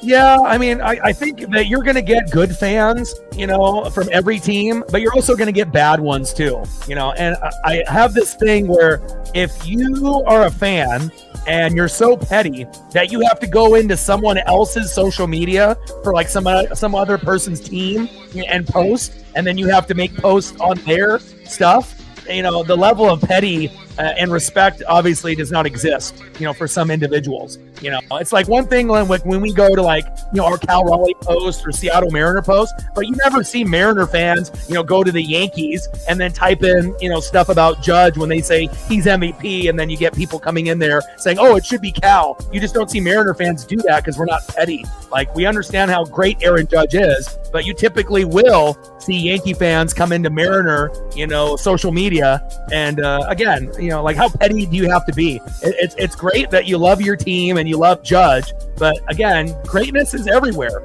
It's not going to be just Aaron Judge and Shohei Ohtani every year. It's nice to see Cal Raleigh and Kyle Schwarber from the Mariners and Phillies having a great year. I mean, even Gino sitting at 49 home runs is pretty spectacular, but again, I guess if you are a fan of certain teams, you're going to have an incredible bias and you're going to have that kind of fuck you attitude where it's all about us and fuck everybody else. But, I appreciate greatness, wherever it's at. If it's on the Mariners, great. If it's against an opposing team, that's fine. But I like to be able to soak in as much greatness as I can.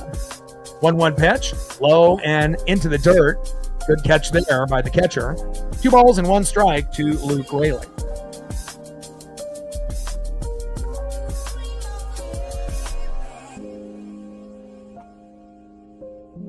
Yeah, and there's also a different level of fandom as well. A little slow dribbler, throw to first, and that is 1 away. There's some people that are bandwagon that are only going to root for teams when they're good. There's going to be fair weather fans that act like they watch every game, but they don't. They only watch once in a while and pretend they're hardcore.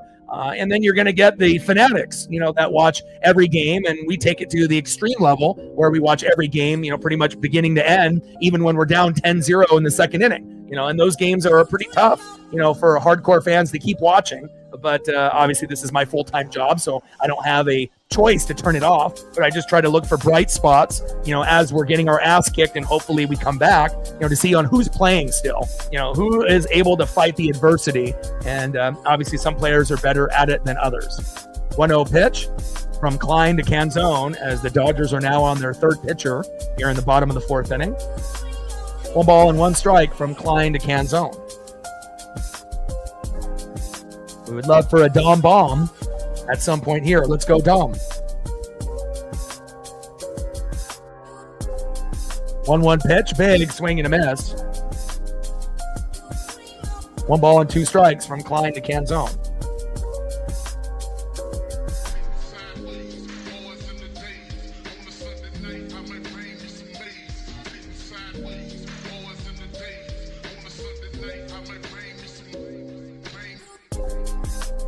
Will Klein on the mound. Dominic Canzone in the box. Pitches low and at the knees. 2 balls and 2 strikes to Dominic Canzone. Canzone hits it deep into center field, but back to the warning track, is caught. And that is 2 away. Nice catch by Andy Pajes there in center field.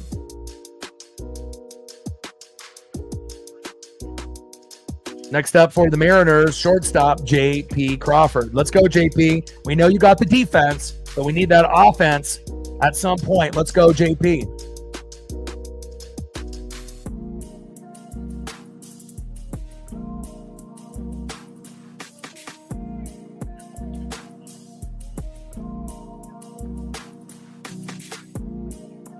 First pitch, high and away.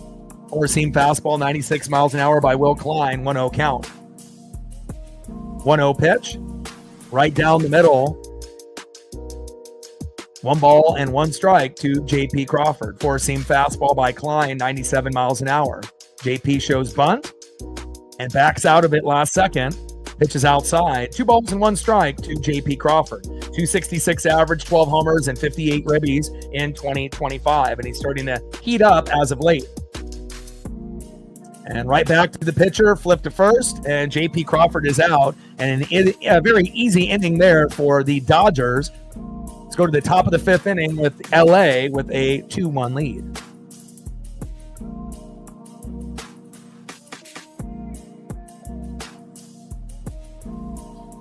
Let it know all day. We got almost 500 in the room. We should be closer to 300 likes, and hopefully we'll be able to hit 400 before the stream ends.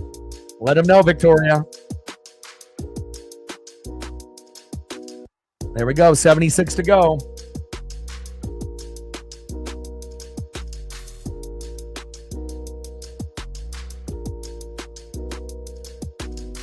And we've gained 13 more subs since I last checked a couple minutes ago. And we only need 51 subs to get to 22,300. And we just hit 22,000 a couple days ago. So to be able to get a few hundred subs in a couple days is great. And we'll see how many more that we can get. We might actually get 51 more subs tonight. And if we can do that, that'll put us at 22,300, which would be great.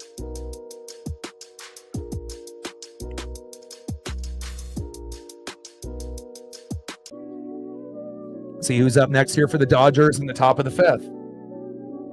Next up for the Dodgers, 1-for-1 with a run and 2 RBIs, third baseman Kike Hernandez with a big 2-run blast. And again, he always heats up in the playoffs. He can have a 180 to 200 batting average during the regular season, but during the postseason, he always finds a way to be a factor. You know, he's a utility player that can play many positions, but he gives you that energy and swagger that always gives the Dodgers a lift when they need it the most. Batting second, catcher in the 9-hole, Ben Rortvedt. And back at the top of the order, DHing at Showtime, 0-for-1 with a base on ball and a K, Shohei Ohtani.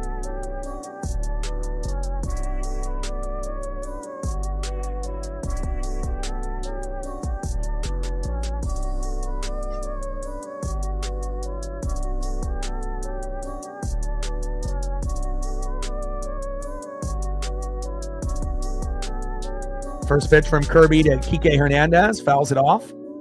With that slider, off speed, 85 miles an hour, 0-1 count.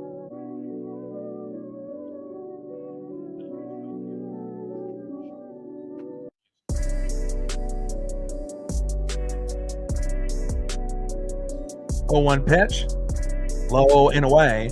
1 ball and 1 strike to Kike Hernandez. 199 average, 10 homers, 33 ribbies, which is, you know, kind of like a Dylan Moore, you know, type of player. But he gives you something that Dylan does not give you. Gives you that swagger and vibe, you know, for a guy that is batting around 200 with minimal stats. But he acts like he, you know, is at 20 or 30 homers and he's batting closer to 300. So a lot of it is mindset. And again, you know, he may not have the greatest stats during the regular season, but he is always a threat late in the year and in the postseason. Takes a strike looking low and away. 1-2 pitch. Pitch is low and inside with a knuckle curve. 2 balls and 2 strikes to Kike Hernandez. I mean, we're 17-1 in the last 18 games. So again, it's just a matter of time, you know, before we get into a good rhythm. 2-2 pitch, low and away. Count now is full. 3 balls and 2 strikes from Kirby to Hernandez. But if there is a time where, you know, the Mariners are off and, you know, there's not football on for Monday night, Thursday night, or Sunday night, down goes Kike on strikes, big swing and a miss. Nice punch out there by Kirby, and that is 1 away. But if there were to be a team that I would do a stream for other than the Mariners, it would be the Dodgers to, you know, celebrate my dad and whatnot. I don't know how many of those will happen, you know, but we'll see how the schedule plays out. And if there's a Mariner day off, obviously we're going to have 5 days off as we, you know, are in the, you know, wild card, you know, kind of session where we have the bye, but we'll have to see what times the games are on and we'll go from there. First pitch from Kirby to Rortvedt, takes a strike looking with the knuckle curve, 0-1 count. But obviously we'll be doing, you know, Monday night, Thursday night, Sunday night football. We'll be filling in the gap with college football and the NFL, but there might be a few days where, you know, we'll have a, you know, kind of an open slate where there's no football. So something has to be done. So I'll obviously keep everyone updated on social media, on the status, and we'll see what we end up doing. 0-2 pitch to Rortvet. And that goes behind Cal. Slowly back into the dirt. And they say it hits him. Wow.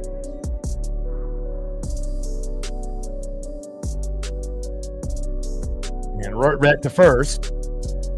Next up is Shohei Ohtani. And it would be great if we can get a slow dribbler right up the middle and a throw to Naylor to get a double play out of this inning, but getting a double play on Shohei Ohtani is very difficult.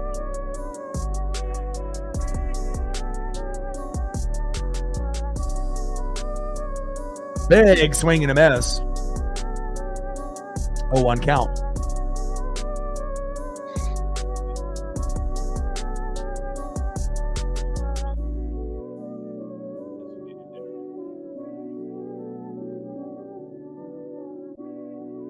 One pitch, low and at the knees. 1 ball and 1 strike from Kirby to Ohtani.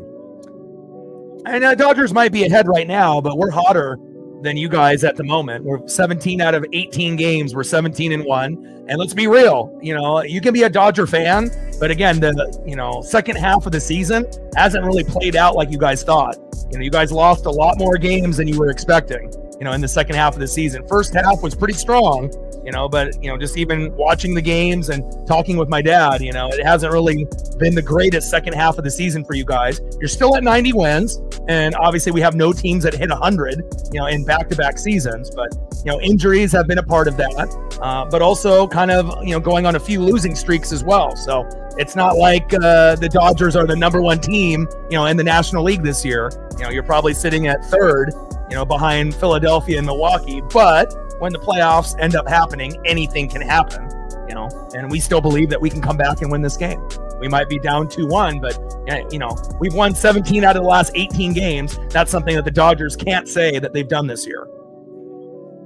2-2 pitch. And Ohtani pops up into center field. Julio is there. And that is 2 away.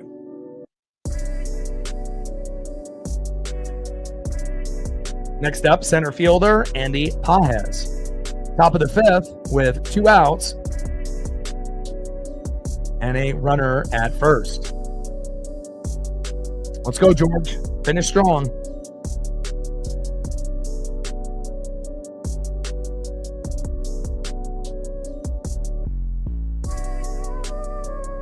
Pages having a great year. 275 average, 27 homers, 85 ribbies.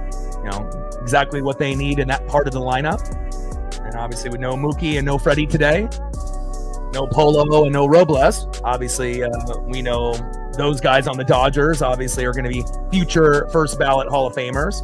Not necessarily Robles or Polo, but they're great players for us this year as it hit into right field, but great defense there by Dominic Canzone. Typically that would be Victor Robles, and a beautiful catch there for out number 3. And that easily would have been a single or double if Dom misses that ball. Great job there. And let's see if we can tie the game up here in the bottom of the 5th.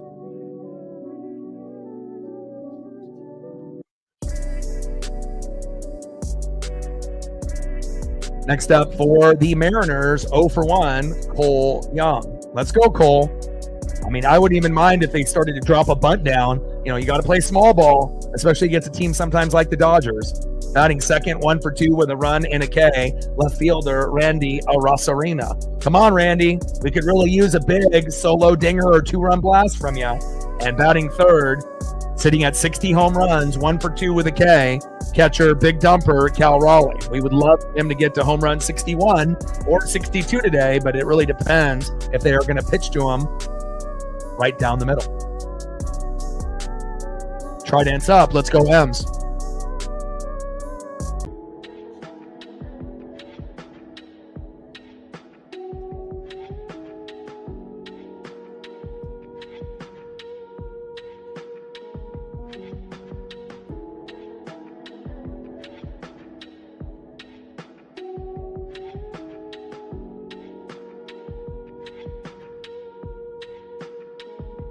You know what's funny? I never eat pizza, like never, right? but I, grew up with a round table pizza, in my neighborhood years ago. And I get a craving about once a month or once every 2 months. And I actually ordered pizza early this afternoon before the game. So I don't know why everyone is on this pizza tip, but I guess we're all connected. And I guess it's a pizza party through not only myself, but through many of you guys here as well. I mean, it might be a Friday night thing, but again, it was just one of those things that, if I'm going to get it, I'm not going to, go with like, Pizza Hut or Domino's. I'm usually going to spend a little bit more money, which is not ideal, when you're spending, 30, 40, 50 bucks on like one fucking pizza. But again, if the ingredients are great and you enjoy it, sometimes you got to, live your best life. And the pizza was excellent. 1-0 pitch to Cole Young, takes a strike looking high and away. 1 ball and 1 strike to Cole Young. 1-1 pitch, high and inside. 2 balls and 1 strike from Klein to Young.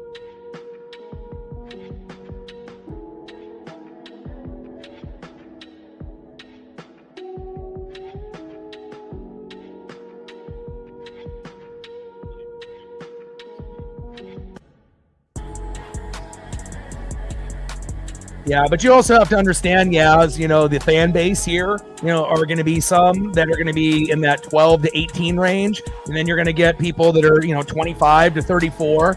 And half of the fan base is going to be over 40. And then half of the fan base is going to be under 40. So you're going to get, people as old as 90 that are regular watchers here, all across the globe. And, you're going to get the younger generation that's under 40 that may not have the knowledge, to go back, that far. Obviously, when you get into the newer generation, where everything is social media and they may not understand, what things were like in the sport world in the 80s and 90s and how dominant those athletes were. But, even going further back, you're only going to tap into the OGs, the people that are like myself and people that are older than 40. Then we're going to know, about the pilots. Even if we may have not watched them, we might have not been alive, but we know, but again, some of the people are going to be too young to remember what that was about. Throw to first, and that is 1 away. Yeah, I love history as well. I mean, I'm always keeping up on, records and, analytics and statistics, from the 20s and the Babe Ruth era, the 30s, the 40s, the 50s, going into the 60s. Going through every era, whether it be Babe Ruth and Roger Maris and Joe DiMaggio and Mickey Mantle and Hank Aaron to, Willie Mays, and obviously things that are a little bit more current at the point now where we're at 2025.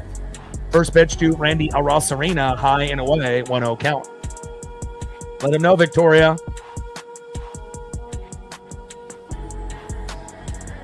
One 0 pitch.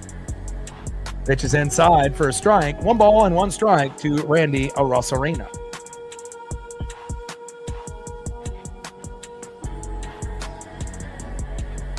Let's go, Randy. We need you to step up. 1-1 pitch. Good eye there. Low and away. 2 balls and 1 strike from Klein to Arosarena.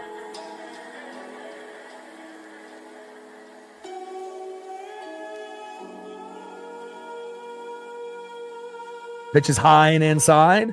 3 balls and 1 strike from Klein to Arosarena. We could definitely use a meltdown by one of these Dodger pitchers at some point in this game. We've already got a couple guys plunked, but we could use a couple walks, to get guys on base, and then that big home run, would end up happening, shortly after. But, it's not going to be easy to get back-to-back hits 3 in a row against any Dodger pitcher at this point. But, we'll see how this game plays out. 3-1 pitch. And that is close, but low and away. And that is ball 4 for Randy Arosarena. So we were just talking about walks. And there we go. We get one. And now we have the guy that can give us the lead right here with home run number 61, the big dumper, Cal Raleigh. Let's go, MVP. Let's get this done.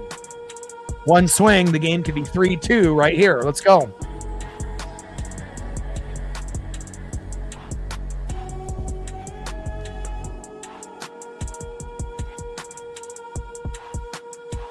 First pitch in there with a fastball, high and inside, 0-1 count.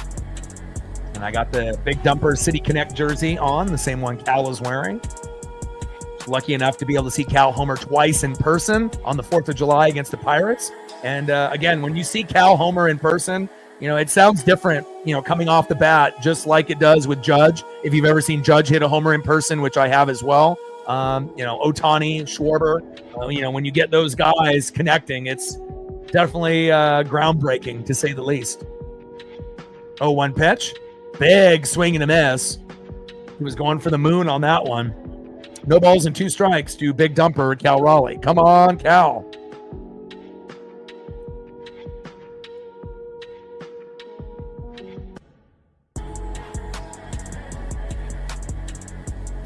(2-1) Dodger lead. Bottom of the 5th with a runner at first.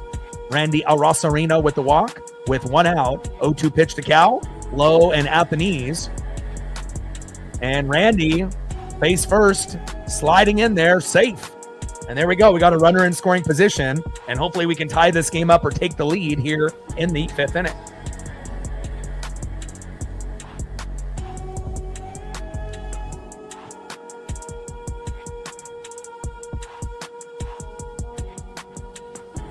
Come on, Cal. I mean, we'll take an RBI if we can't get the home run. Whatever, that'll keep the game going. 1-2 pitch. Check swing, did he go? And he did. Fuck. Down goes Cal. And that is 2 away. And Cal does go around. He bit right there.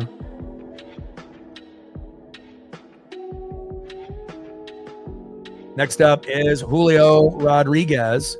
And you got Anthony Banda in the bullpen, I assume is coming in now. All right, they're making a move in the bullpen, another one. Let's see if I get a photo up for Banda.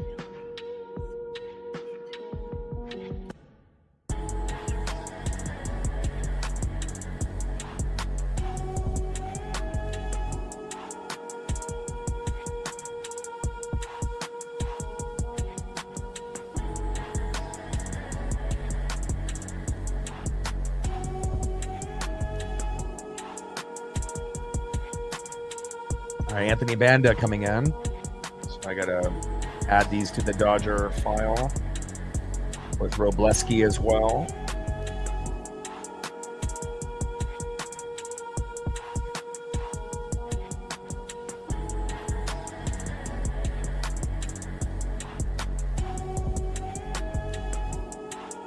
All right, Anthony Banda coming in and warming up. And in the box will be Julio Rodriguez.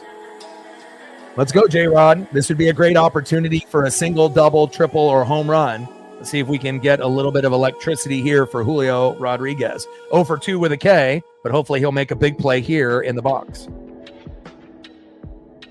Like, sub, donate, comment, share. If you haven't smashed that like button yet, please do. Help us get to 400 likes, 100 on the dono train. And we're looking for 50 to 100 subs. Let's go.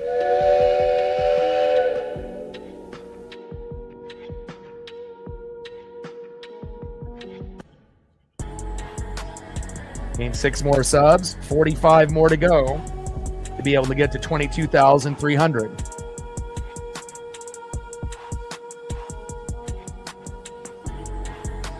And shout out to the Dodger fan base that's in the room.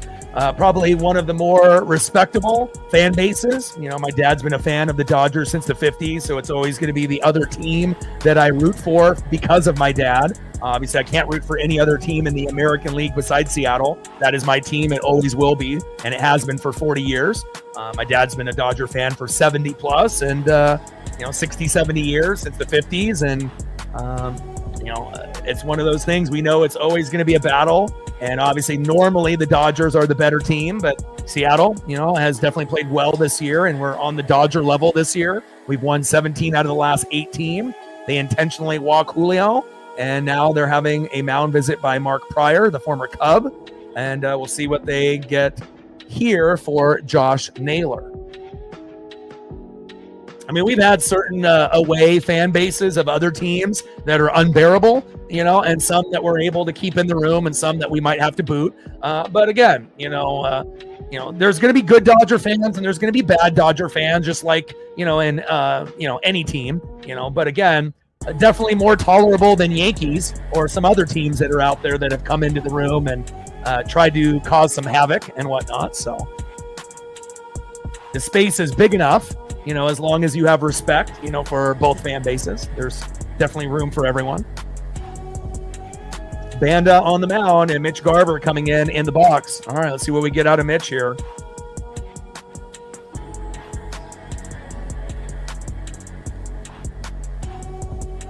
First pitch into Mitch Garver. It almost hits him there. Pinch hitting for Naylor.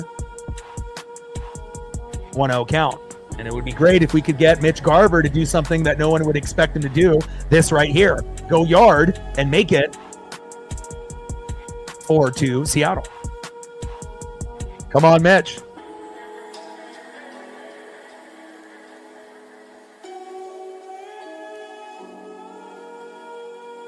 Yeah. And again, out of all the other channels that are out there, the one guy that I'm probably the coolest with is Valhalla, who is a Dodger live streamer, which I assume since you guys are here, he has the off day today. A guy that works very, very hard, former military, and obviously has a fantastic channel. And again, maybe one day in the future, we might end up doing some kind of dual stream together.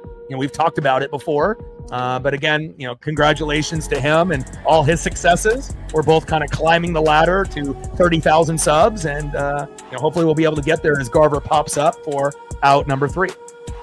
And there's not really a lot of us that, do baseball full time. There's like about 5 of us, and most of us, there's, a guy that does Yankees, Valhalla does Dodgers, I do Mariners, you got 2 bros that do Blue Jays, but there's not a lot, that are out there. There's some people that'll do occasional games, for baseball, but to do almost every game, it's pretty rare. There's only a few of us that have that love and dedication and passion for our team. So it's always nice to be able to see people from a fan base that I'm familiar with, in this room, because he's got the day off. And, salute to you guys. All right, let's go to the top of the 6th inning. 2-1 Los Angeles. Let's see who's up here next for the Dodgers. Next up for the Dodgers, 0 for 2 with 2 Ks, former Giant, left fielder Michael Conforto.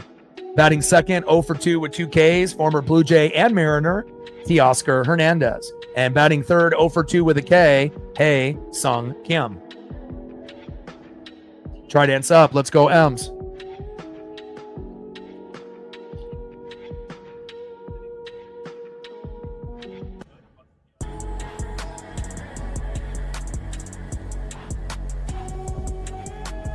Edward Bizardo is coming in, so George Kirby's day is done.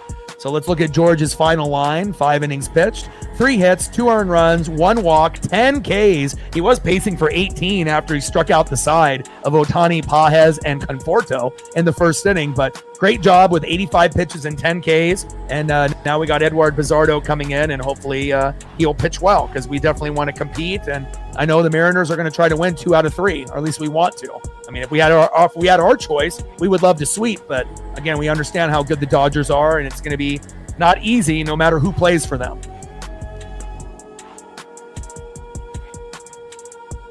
Edward Bizardo, our most improved player from last year to this year. He was on the Taylor Saucedo level, Dylan Moore level, Carlos Vargas level last year. And he is much better this year. He is our most reliable player in the pen besides our closer, Andres Munoz. He has surpassed Brash, Spire, and everyone else. First pitch from Bizardo to Conforto, takes a strike looking on the corner, 0-1 pitch.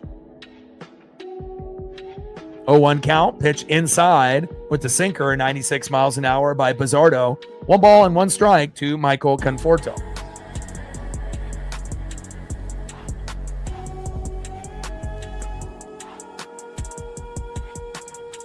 1-1 pitch, low and away. 2 balls and 1 strike from Bizardo to Conforto. Yeah, but again, you're not going to be able to win a game by only scoring 1 run, regardless if you're playing the Dodgers or you're playing the Marlins. So obviously we need more production at this point. And the Naylor bugaboo, decision on trying to go to third and sliding 2 steps too late. He went way early with that slide. If he took 1 or 2 steps later and then slid, I think he would have been safe. But and then obviously if Cal ran faster, then obviously you could have had that. But I still think that we have a good chance of getting to 3, 4, 5 runs before the game is over. We still got a few innings to go, and there's always an opportunity for the Mariners or the Dodgers to have a meltdown in the pen, depending on who comes in the matchup. So 2-2 pitch. And that was very close on the line. Doesn't get the call. Count now is full. 3 balls and 2 strikes to Michael Conforto. That should have been probably strike 3. But again, we've had missed calls on both sides, Mariners and Dodgers. So it's been pretty even up to this point. 3-2 pitch. Popped up. And that is fading towards left field, foul.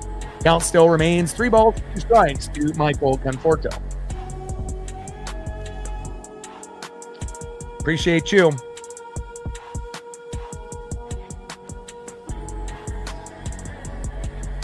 Three-two pitch. And that gets dribbled down towards first base, foul. Yeah. And again, out of all the fan bases, that we deal with, on a weekly basis, Dodgers are the best, as far as visiting fans, that come in here. There's no, doubt about that. Obviously, my dad being a longtime Dodger fan helps. Having a good relationship with Valhalla also helps as well.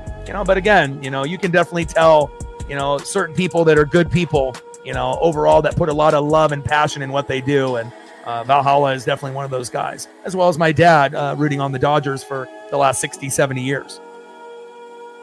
And Conforto ends up going to first with a walk. Not ideal, off 10 pitches there from Bizzardo.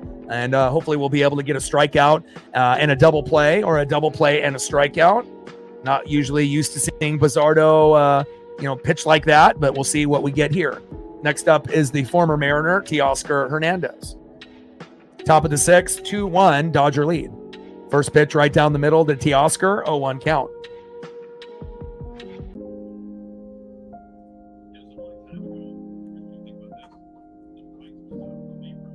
Robert in the building. What's good? Pitch right down the middle. No balls and 2 strikes to Teoscar Hernandez.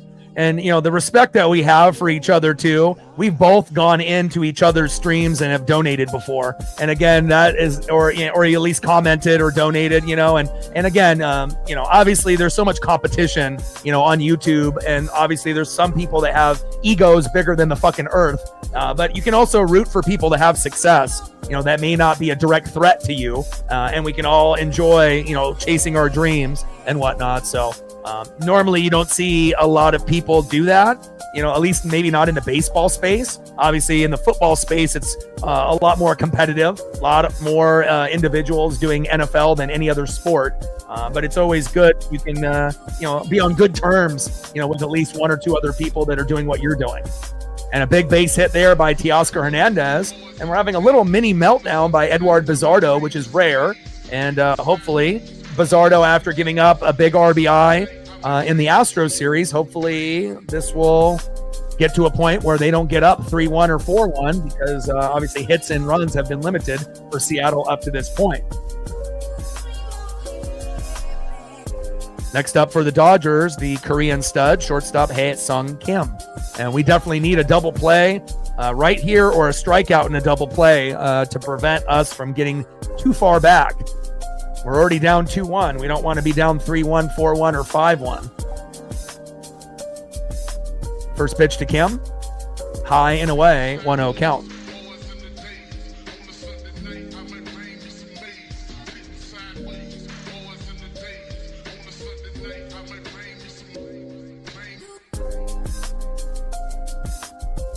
One-0 pitch, right down the middle, taking a strike looking by Kim. 1 ball and 1 strike from Bizzardo to Kim. Come on, baby. Let's go, Edward. Lock in. Bizzardo up, down. Kim in the box. Have we hit 200 likes yet? We got 504 in the room. And I know we've gotten about 5 or 6 of you regulars in the room that have been pushing for us to be able to hit that 200 to 400 like number. All day says we need 76 more to get the dono goal. We've already gained 30, 40, 50 subs already. So hopefully we can get into that 200 to 400 like range, especially with 504 in the room.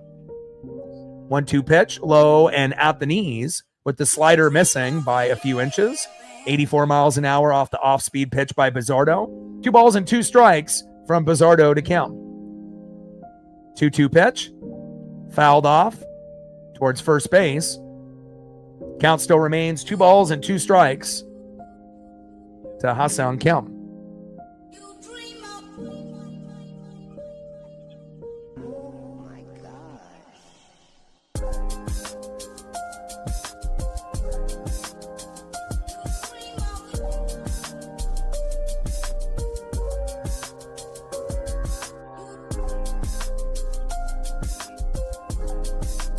Come on, Bizzardo. You got to step up here.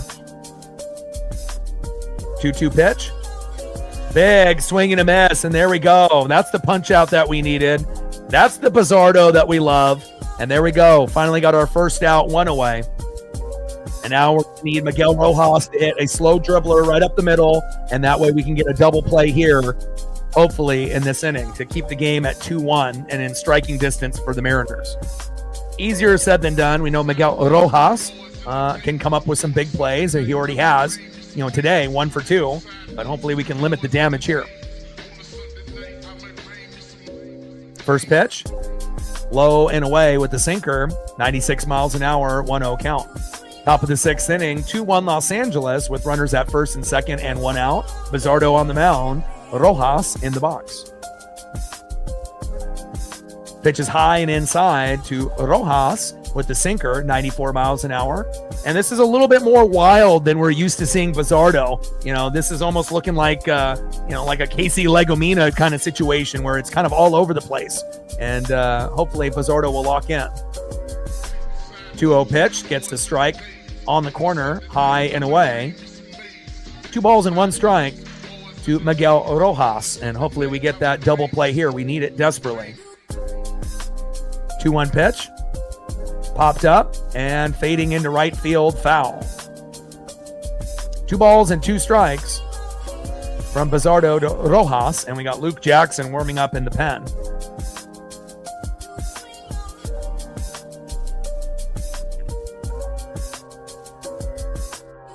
We've won 17 out of the last 18 games, and I don't want us to come flat here in this particular series. Yeah, we've already made, the bye as one of the top 2 teams with the Blue Jays, but I know for a lot of us Mariner fans that have been watching every game, regardless if it's the Dodgers or the Marlins or, someone in between, we want to win. We want to compete. We don't want to lose. And obviously, we're going to try to do our best to win 2 out of 3, but it all starts here today. You got to win game 1. 2-2 pitch. And that's strike 3 on the corner, baby. And Miguel Rojas is complaining about that call. And a nice punch out there looking by Edward Bizzardo. Now that is 2 away. Next up is first baseman Dalton Rushing.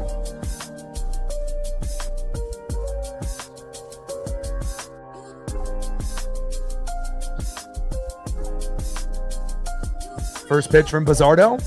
In there, takes a strike looking with a sinker, 96 miles an hour, 0-1 count. Bizzardo on the mound, Rushing in the box. Top of the 6th with runners at first and second with 2 outs. Dodgers hanging on to a 1-run lead. My dad is smiling at home, sitting in his lazy boy recliner with his dog, enjoying the matchup. But hopefully we can make it a little bit more interesting for my dad, being a Dodger fan since the 50s. And we can get it a little bit closer as we get to the back end of this game. Pitch fouled off by Rushing. No balls and 2 strikes from Bizzardo to Rushing.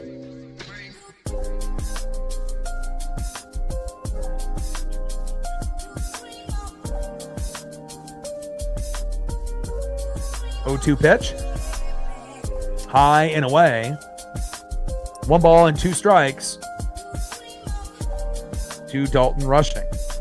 Come on, Bizzardo. Lock in here. Keep this game at 2-1. 1-2 pitch. Crushes it into left field. Fading foul. Count still remains 1 ball and 2 strikes from Bizzardo to Dalton rushing.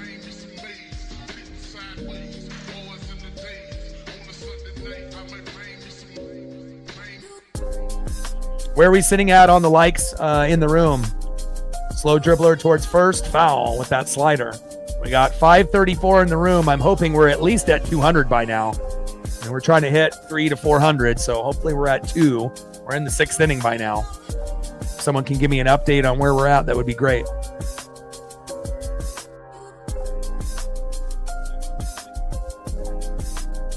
I mean, we should be around 300 to 400, but, you know, some people like the stream a little bit later than others.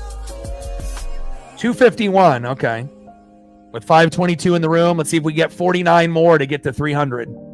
But we should be able to hit 400 with the amount of people before the game ends. Takes 1 second to hit that like button if you're enjoying the broadcast, whether you're a Dodger fan or a Mariner fan. 2-2 pitch. And line drive. That's a big base hit. And he's coming home. Throw is late and safe. Sliding in head first. And the Dodgers go up 3-1 on Seattle. Big RBI by rushing there. And Bizzardo with back-to-back fails coming out of the pen. And he has normally been the most trustworthy, but got lit up against the Astros once, and now getting lit up by the Dodgers here late. Come on, Bizzardo. We need you to be better. And Bizzardo's day is done. And again, you know, we normally don't expect Bizzardo to give up home runs or RBIs, but the last 2 opportunities, he's given up a couple runs against the Astros, as well as here, obviously, against the Dodgers. And next up is Kike Hernandez, who already has a home run today. And if he, you know, is on his game and hits another, you know, this one might be over, especially with runners at first and second. If we get down 6-1, that'll probably be the maximum amount of runs that we would be able to come back from, is about 5. But again, not ideal, you know, even at this point being down 3-1, but hopefully we can stop the bleeding and prevent the other 2 runs from coming in.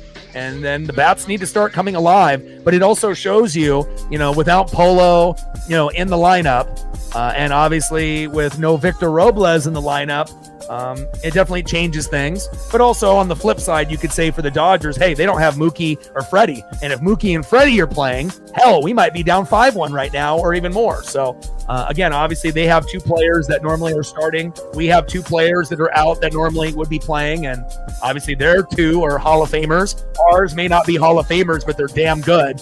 And we're definitely missing, you know, Robles and Polo here today.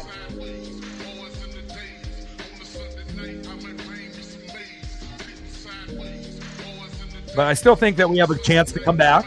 You know, we may not be able to win it in regulation.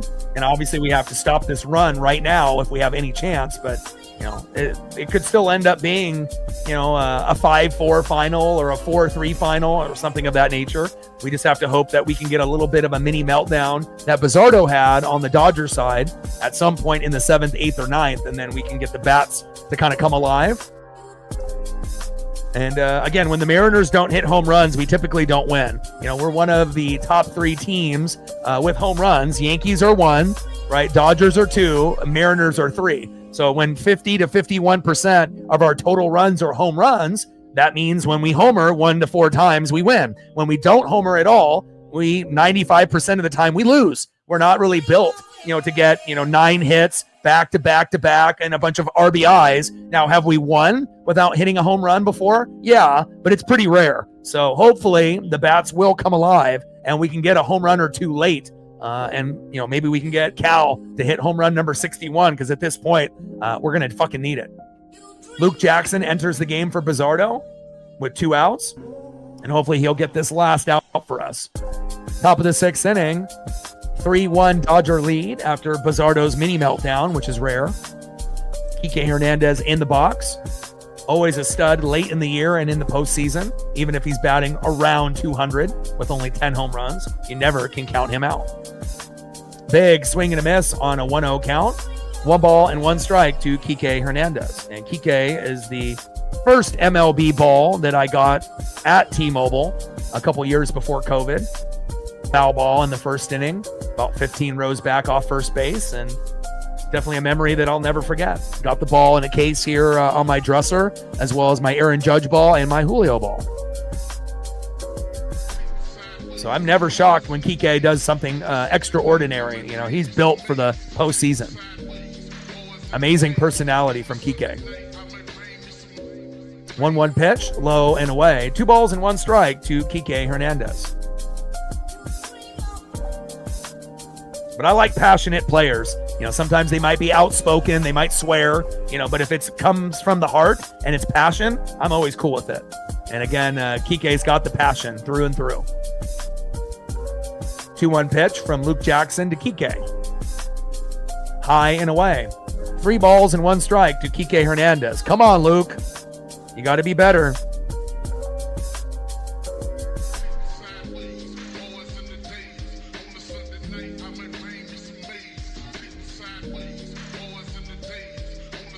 Three-one pitch to Kike. And a line drive. Flip to second, and that is the force out that we needed. There we go. Good job by Luke. Wish Bizzardo would have been able to do the same. And now it's time to hopefully get something going here.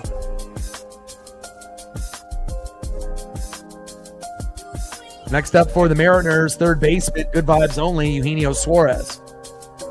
Batting second, first baseman, Luke Raley, who normally is just, someone that's not going to really do anything offensively or defensively. You know, I would rather have Ben Williamson on the team right now than Luke Raley, but, you know, it is what it is. He hasn't really been very good for us this year. And batting third, right fielder, Dominic Canzone. So hopefully we can get something going here, either out of Gino with a solo dinger, Dom with a bomb, or if Luke Raley can somehow, some way, you know, make a play. I mean, even getting a single would be like amazing. That's how bad it's gotten for Luke Raley. You don't really expect anything from him.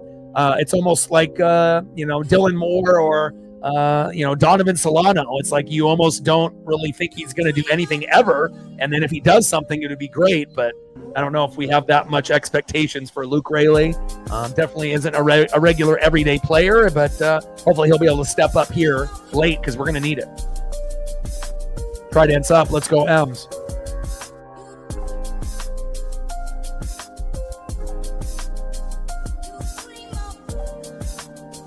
Like, sub, donate, comment, share. If you haven't smashed that like button yet, please do. Help us get to 400 likes, 100 on the dono train.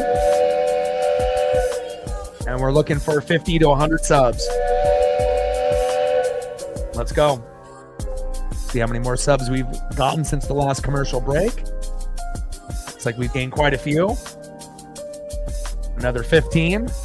And now we only need 29 to be able to get to 22,300. When we started, we needed 70 plus. So we've gained 50 plus subs in the stream alone. Dodger fans, Mariner fans, and MLB fans, thank you so much. And now we're at 22,271. 29 to go to 22,300.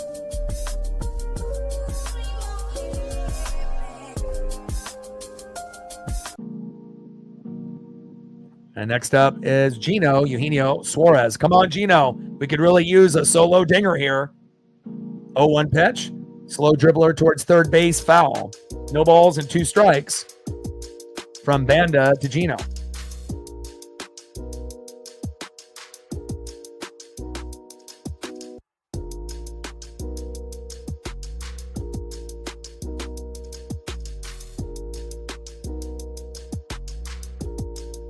(0-2) pitch, fouled off behind the plate to the T-Mobile bricks.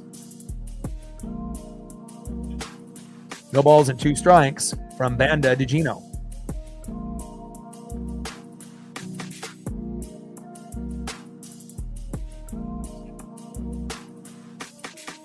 (0-2) pitch, Gino pops it up, and that is foul. Banda on the mound, Gino in the box. Come on, Gino. I mean, we can't expect a whole lot of Luke Raley. Like, if Luke Raley gets plunked or walked, that's going to be just as good as anything because we don't really believe he can get hits or home runs at this point. So we'll see where it goes here. Gino, line drive, little dribbler, throw to first, and an easy out for the Dodgers, and that is 1 away. And obviously, Mariners are a little flat today. Dodgers are a good team. And obviously the bugaboo by Naylor, he has been perfect stealing bags. But in that opportunity with him and Cal trying to, get to third and Cal not running fast enough home, we could have been at 3-2 right now instead of 3-1. And hopefully we'll be able to make up for it. Next up is Luke Raley. Big swing and a miss by Luke. Timing has been off all year. And normally you see guys turn it around at some point. Dylan Moore was hot at the beginning and then cold the rest of the year. Donovan Solano was terrible at the beginning of the year and then at least average at the back end of the year. But Luke Raley with limited action has honestly been bad the whole year. So again, for a guy that might be able to play multiple positions like Dylan Moore, again, a guy like Ben Williamson would be much more valuable to this team than Luke at this moment. Just saying. 1-1 pitch. High and away. I mean, unless you're going to use him as a guy that gets plucked a lot, like Ty France and Randy does now, and Luke does get hit pretty often, but that's kind of sad where we have to kind of hope the guy gets walked or hit to get on base, but that's kind of where we're at. It would be nice for Luke to go with a nuke, but his just timing has been off all year, and it hasn't improved at all. 2-1 pitch, big swing and a miss. 2 balls and 2 strikes to Luke Raley.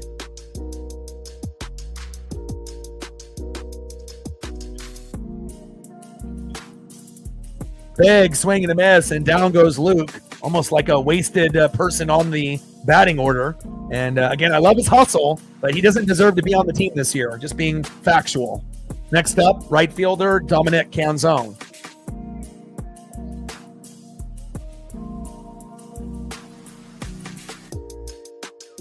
We're going to need a late homer at some point, so...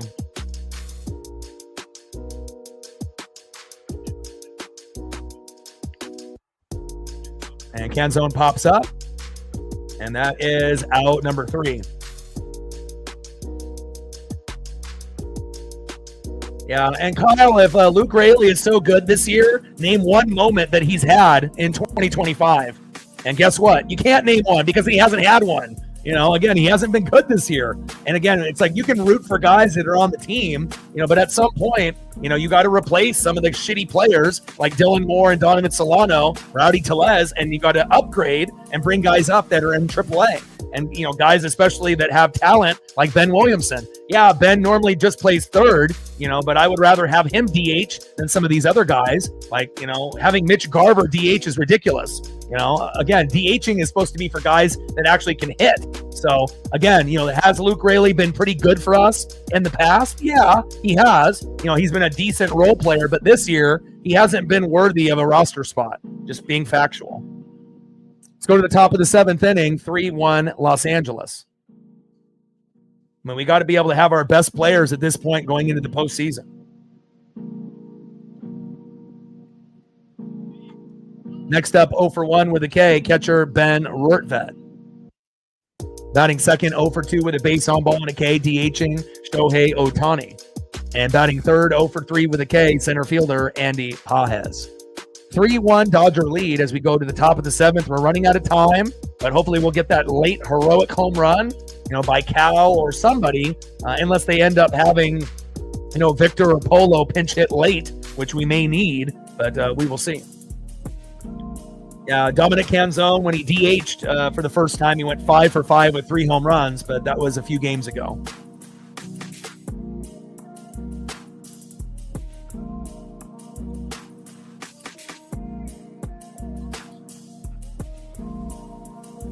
Yeah, Cole Young has had a few moments, for us this year. He's won us a couple games on a couple walk-offs. Still not good enough to probably start for this team at the moment, but again, Colt Emerson is in AAA. Lazaro Montes is on the up and up, and he'll eventually be in right field. Colt Emerson will replace JP in the future. So it's like, Williamson will be at third probably next year after we move on from Gino and sign Naylor long-term. So Harry Ford will be the backup catcher, and Garver will no longer be on the team. So we'll end up improving the team, going into next year and the year after. But sometimes we just got to stick with who we have at the moment and hope for the best. First pitch from Luke Jackson to Rortvedt, takes a strike looking, 0-1 count. Yeah, we're great in the 7th, 8th, and 9th, and we're great with 2 outs. So 0-2 pitch, high and away. 1 ball and 2 strikes from Luke Jackson to Rortvedt.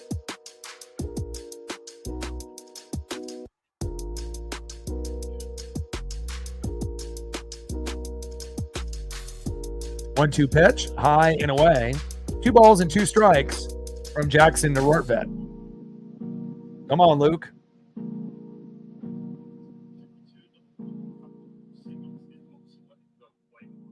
Big swing and a miss, and down goes Rortvedt on swings, and we like that by Luke Jackson. And another thing, Casey Legomina shouldn't be on the roster either. He's fucking terrible. Again, sending him down and bringing Logan Evans up would be smart, but we'll see what the Mariner organization does. Nice job by Luke getting Rortvedt out. That is 1 away. Next up is Shohei Ohtani.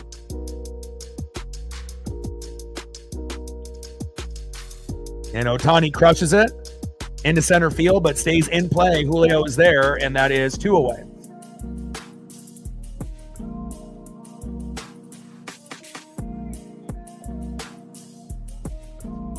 Good defense by Julio out there in center field. Next up, center fielder Andy Pages. Got to keep this game close. 2 more likes to 300, and we got about 500 in the room. Let's see if we can get those 2, and we'll shoot for 400 before the stream ends. I know we got a couple innings to go, but we can do it, especially with this many people in the room.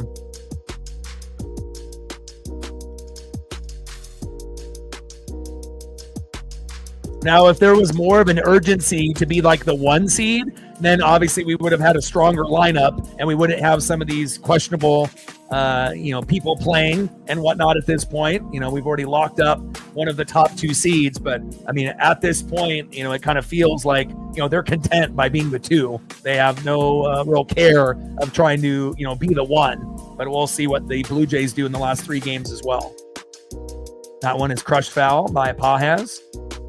But if there was more of a sense of urgency to get the 1 seed, then obviously the mentality would be a little bit different, and I don't think we would be at 1 right now. But, still, bugaboo based on Cal and Naylor early in the game where we had a chance, but still, we would be down by a run, even if we would have scored that run there. But 3-2 is a hell of a lot better than 3-1. I will agree with that. Pitch fouled off. 1 ball and 2 strikes. From Jackson to Pages. 1-2 pitch. And big swing and a miss, and we get Pages out, and that is out 3. Nice job by Luke Jackson coming in. Crazy that Luke did better than Bizzardo. And now we're in the pressure cooker. We got 3 innings to go to come back. The bottom of the 7th, the bottom of the 8th, and the bottom of the 9th. And hopefully we get a little bit of magic here. Next up for the Mariners, 1 for 2, shortstop J.P. Crawford. Maybe drop the bunt down. They would never suspect it. Batting second, 0 for 2, second baseman Cole Young. Another guy that could potentially drop the bunt.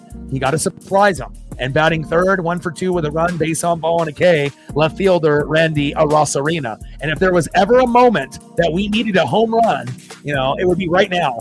If we can find a way for JP and Cole to get on base and then Randy to hit a 3-run blast to give us a 4-3 lead, it could give us the momentum that we need to come back in the game. And we know that Randy isn't a guy that's going to homer every day, but if there's a guy that is overdue for a home run, it's Randy Arozarena. Come on, Randy. Make it happen, baby. Trident's up. Let's go, M's.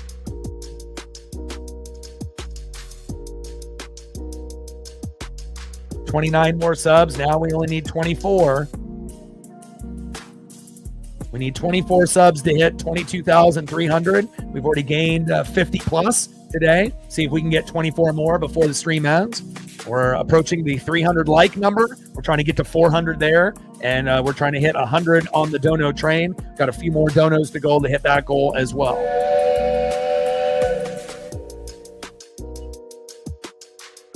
All right, Victoria says 309. Appreciate your support. Appreciate you, Game Day.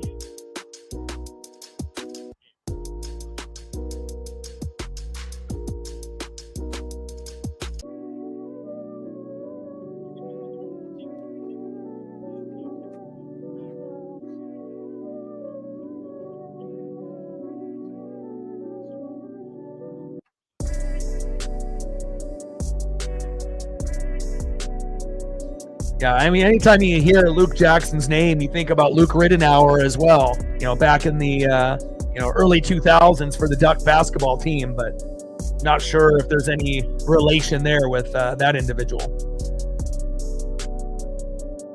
Rookie Sasaki enters the matchup here for the Dodgers. First pitch fouled off by JP Crawford. 0-1 count. And we know JP can play the defense, but we need that bat to come alive. Come on, JP. Big swing and a miss. No balls and 2 strikes from Sasaki to JP.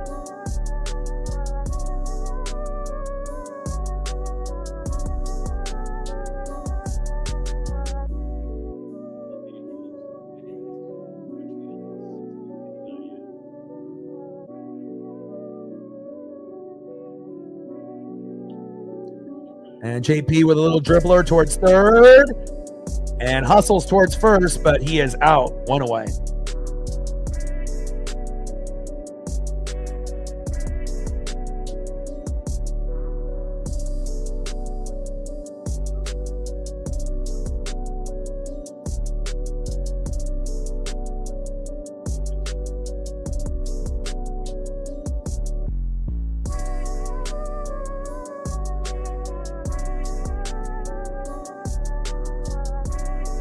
First pitch in there to Cole Young.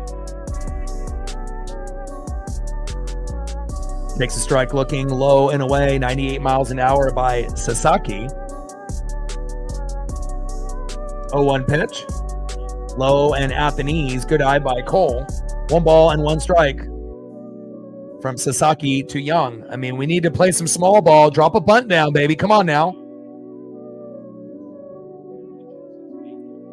1-1 pitch. And Young crushes that one into left field, and it goes foul and bounces into the 8th row. Great souvenir for those fans out there. Nothing like getting a baseball at a game, let me tell you. You know, it's not like you're going to get a football, you know, unless you're in the front row and you're already rich at that point. You're not going to get an NBA ball. You might be able to get a puck if you go to an NHL game, but it's pretty difficult as well. But I'm telling you, you know, getting a home run ball, a foul ball, or even a ball thrown into the stands after an inning ends, it's a very special feeling. Sasaki on the mound, Cole Young in the box. 1-2 pitch. Big swing and a miss, and down goes Cole Young. And a great job by rookie Sasaki from Japan, the cousin, the brother, and that is 2 away. And now we're back at the top of the order. Left fielder, Randy Arosarena. Okay, Randy, we're going to need some magic here from you. We weren't able to get JP or Cole Young on board, and Sasaki is throwing the triple digits, 100 miles an hour there on that first pitch to Randy. Hopefully he'll be able to find something in the strike zone where he'll either get a single or double or a home run. 0-1 pitch. And Randy crushes it into left field, and it's go off the wall. Misses a homer by inches, and Randy's going for 2 and standing up safe, and he missed it by literally inches. I had a feeling that Randy could do something special there, and unfortunately he wasn't able to get the home run. Damn, that would have been awesome. I mean, it would have been great to be able to get JP or Cole Young on, but now we have a chance with the big dumper with Randy at second. If he hits a homer here, it'll be 3-3 and we're back in business. Come on, big dumper. We're looking for home run number 61. And I'm telling you, Randy missed that one off the wall by inches from being a homer. Come on, Cal.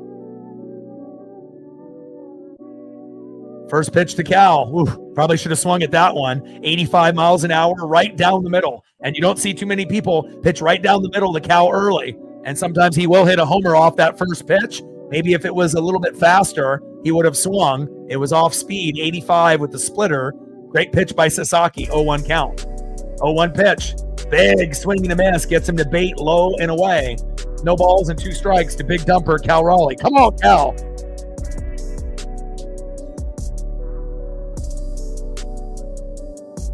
Cal calls time. Come on, baby.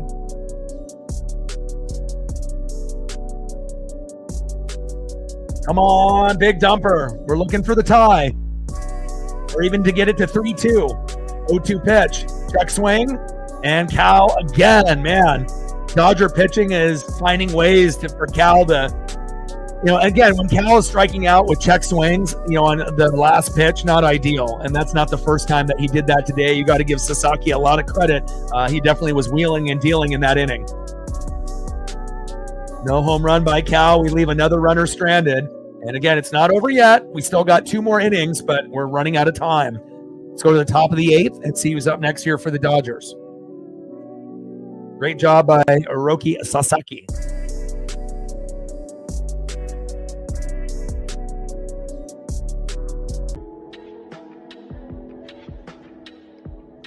Next up for the Dodgers, 0 for 2 with a run, base on ball and 2 Ks, left fielder, former Giant Michael Conforto.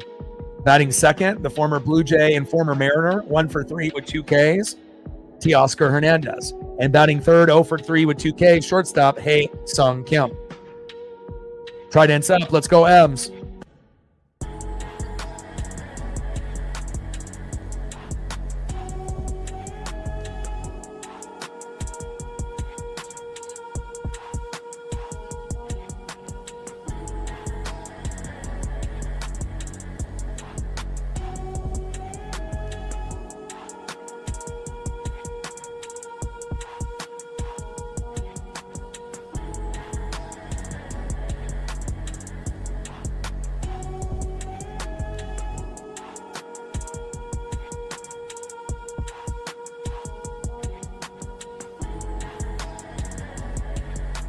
All right, it's time for a rally. All right, Mariner Moose, you know what to do. You've been very reliable for us in times of need. And again, we're down by 2 runs. We've won 17 out of the last 18 games. We're 17-1. We're the hottest team in baseball. But we're about to potentially lose unless we get that big home run in the 8th or the 9th, unless we get a big meltdown by one of the Dodger bullpen pitchers. And we got Gabe Spire entering the matchup, and hopefully this will be the good Gabe.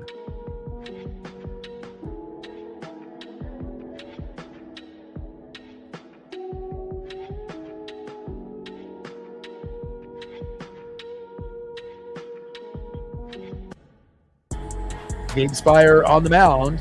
Michael Conforto in the box.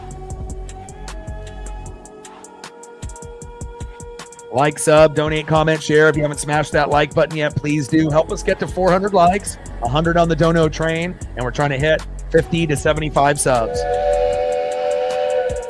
3-1 Dodgers in the top of the 8th. Yeah, we absolutely have a chance. It's not over till it's fully over. Takes one bad pitcher, to have a meltdown to come back in a game. So, the maximum amount of runs that the typically Mariners can come back from is 5. If it gets above 5, then it might be game over. But if it's under 5, we definitely have a chance. 0-1 pitch. Little slow dribbler towards third. Throw to first. And that is 1 away. And obviously having Luke Raley at first rather than Naylor is a big disadvantage, not only offensively, but defensively. And call with that pinch hit, obviously, to third is out. Pinch hitting for Conforto.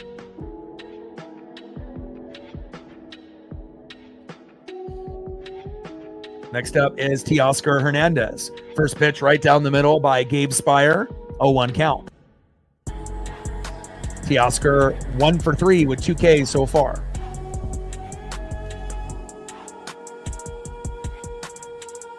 Oh, 1 pitch. High and away. 1 ball and 1 strike from Spire to Hernandez.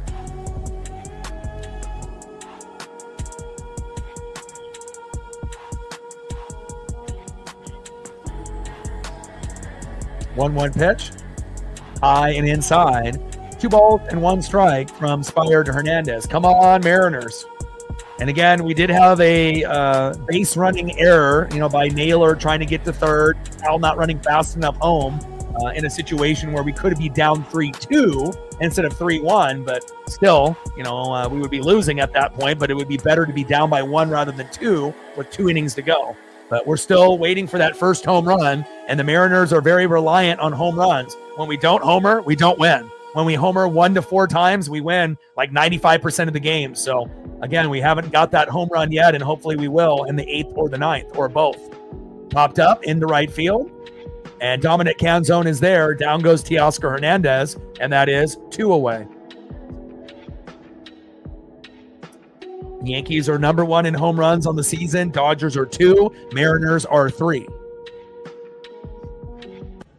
Next up for the Dodgers, shortstop from Korea, Hae Sung Kim.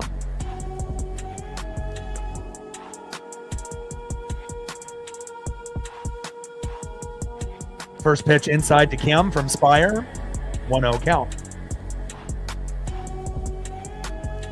Now, Dodgers are in the National League.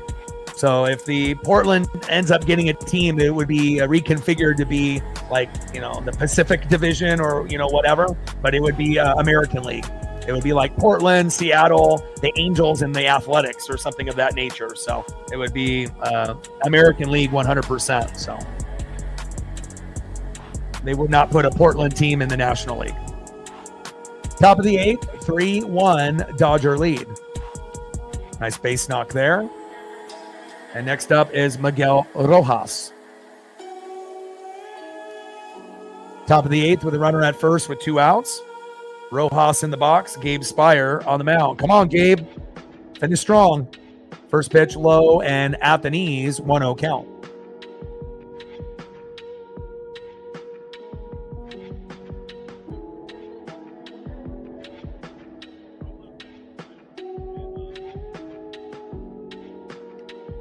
Throw to first. And they got him in between the base paths. There we go. And they have a bugaboo, obviously, on their end. And that's exactly what we wanted. Kim gets caught sleeping in between the bags. And that is something that's happened to Randy, Polo, and Julio this year. And there we go. We get out of that particular jam. And let's see what we can get here in the bottom of the 8th. That we got 2 innings to go to get 2 runs. And, try to get 1 in the 8th, 1 in the 9th, or 2 in the 8th. And then if we go to extras, we have to try to win 4-3. And, again, we can do this, but we're going to need back-to-back-to-back hits. And if we can't get back-to-back-to-back hits, we're going to need a home run by someone at some point, and hopefully we can get it. Trident's up. Let's go, M's. Like, sub, donate, comment, share. If you haven't smashed that like button yet, please do. Help us get to 400 likes, 100 on the dono train. And we'll be shooting for 50 to 75 subs. Let's go.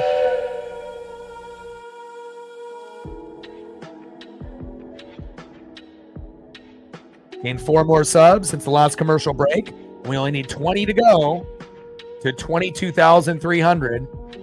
55 subs plus gained on the stream alone. Let's keep it going.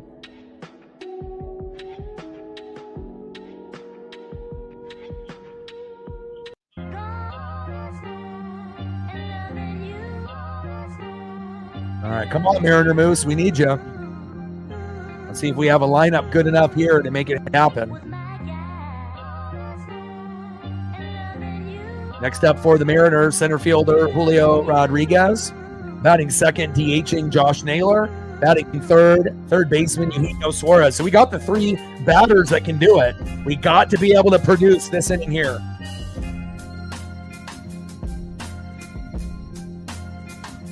Yeah, I got about 12 different songs, that I can have access to, but I usually only play, usually 4 or 5. Sometimes I'll mix in a different song here and there, kind of just depending on the vibe.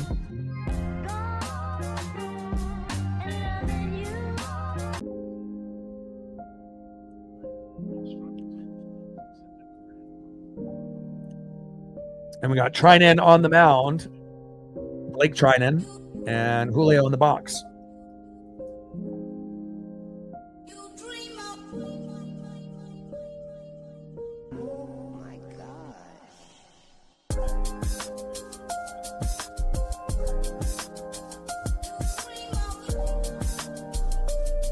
First pitch in there, takes a strike looking, 0-1 count.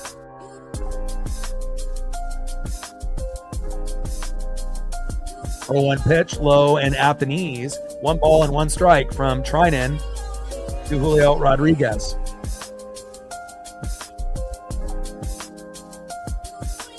Trinan on the mound. Julio in the box. Come on, J-Rod. We need you. 1-1 pitch. Low and away. Good eye. 2 balls and 1 strike to Julio Rodriguez.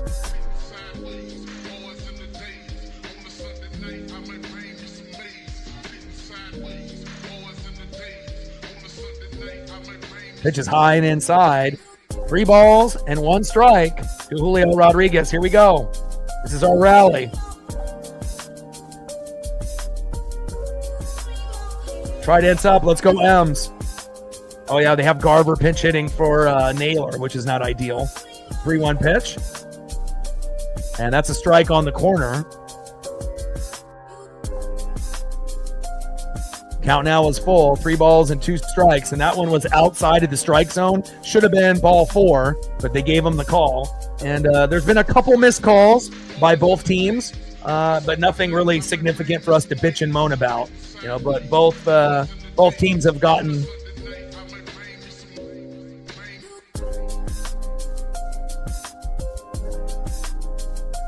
All right, did they review that and call it a ball now instead with the challenge? Because it should have been a walk. I mean, it was outside of the zone, and it looks like they corrected the call and got it correct. Thank God. All right, there we go.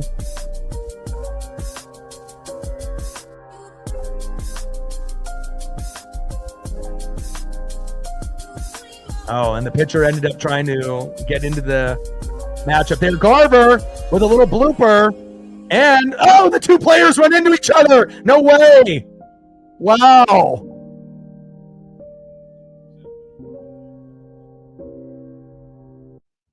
And now Julio is out at second. Probably should have ran hard, but again, didn't know if that was going to get dropped there. That was not intentional. And now Garver is safe at first. And we would rather have Garver out than Julio. Now, obviously, Julio's faster on the bags and whatnot, but again, you couldn't really have predicted that as Kim ends up running into his own player there. A little miscommunication.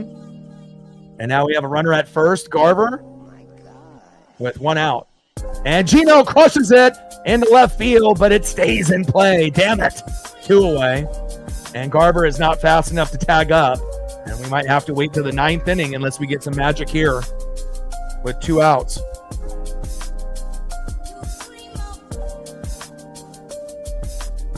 And the person that you would probably least like to have up at the moment is Luke Raley. But if Luke wants to make up for all of his, mishaps, this would be a great time to hit a 2-run blast to tie the game up 3-3 with Garver at first. But can he do it, though?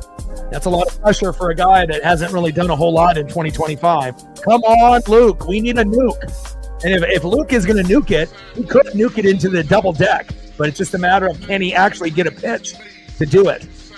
He was able to do it the last few years, but this year is a different story. 0-1 pitch from Trinan. And a slow dribbler right up the middle. Run! And safe at second. There we go.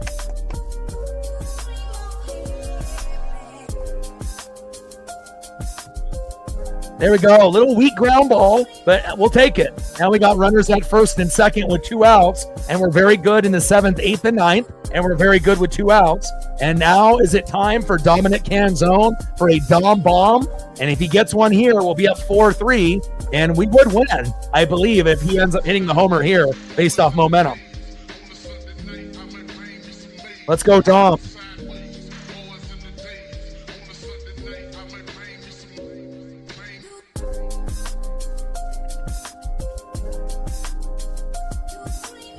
And they got Munoz in the pen. And we don't want Legomina coming out there. Jesus Christ, Legomina shouldn't even be on the team. He's terrible.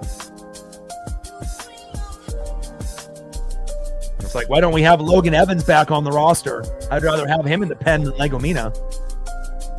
All right, come on, Dom. We need you, baby. Dominic Canzone. Let's get it, baby. Come on, Mariner Moose.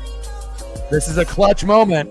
And we know Dominic Canzone has been clutch when he DH'd a couple days ago. He went 5 for 5 with 3 homers. He is a guy that can do it. More trustworthy than Luke and a few of the others in the lineup like Cole at the moment. Come on, Dom. Can we get a Dom bomb right now? We'll even take an RBI if we can get it. First pitch from Trinan to Dom. And Dom is in the gap. Let's go. Run. Run. Run. Bang. And Garver scores. Dominic Canzone with an RBI. 3-2 Dodgers. Let's go. Oh my God.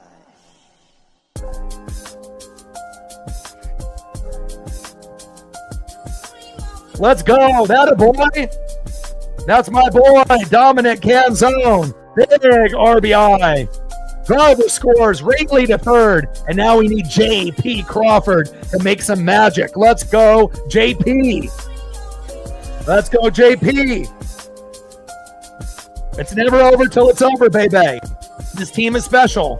Not to say the Dodgers aren't, but we're 17-1 in the last 18 games. There's a little bit of magic in the air. First pitch. High and away. 1-0 count. Come on, JP. JP is a guy that could hit a home run or get a big RBI here. RBI single will make it 3-3. And we can find a way to win it in the ninth or in extras. Let's go, JP. Come on now.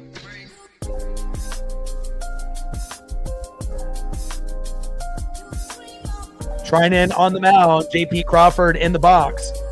2 balls and no strikes to JP Crawford. Let's go.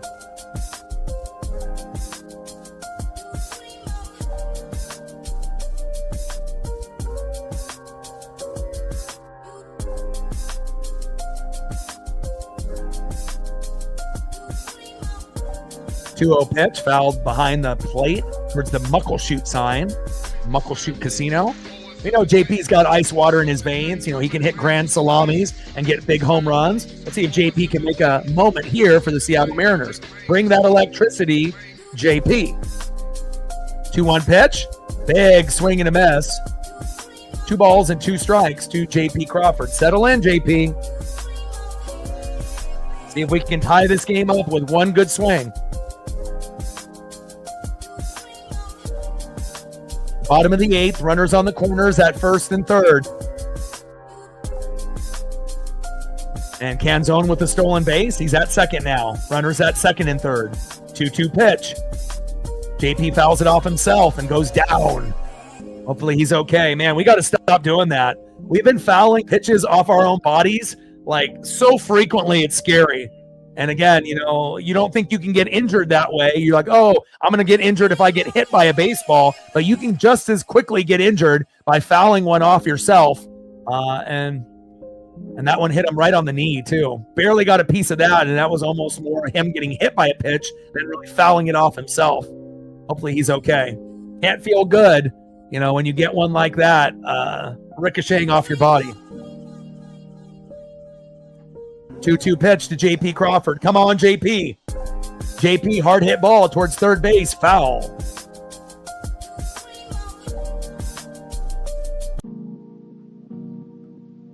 Come on, JP. Come on, Mariner Moose. Trying in on the mound. JP in the box. Let's go. Runners at second and third with 2 outs. 2-2 pitch. JP fouls it off himself again. Damn it. Bottom of the 8th, runners at second and third with 2 outs. Dodgers up 3-2. If we didn't have that bugaboo with the Josh Naylor, Cal Raleigh play earlier, it would be 3-3. But we have to put that behind us and see if JP can get the big RBI or the big home run. 2-2 pitch from Trinan. High and away. Count now is full. 3 balls and 2 strikes to JP Crawford. Let's see if JP can force the walk here. Come on, JP. Come on, JP. RBI single, RBI double, home run, or a walk. Take the walk if it's there. 3-2 pitch from Trinan. JP fouls it off towards first base. Count still remains 3 balls and 2 strikes to JP Crawford.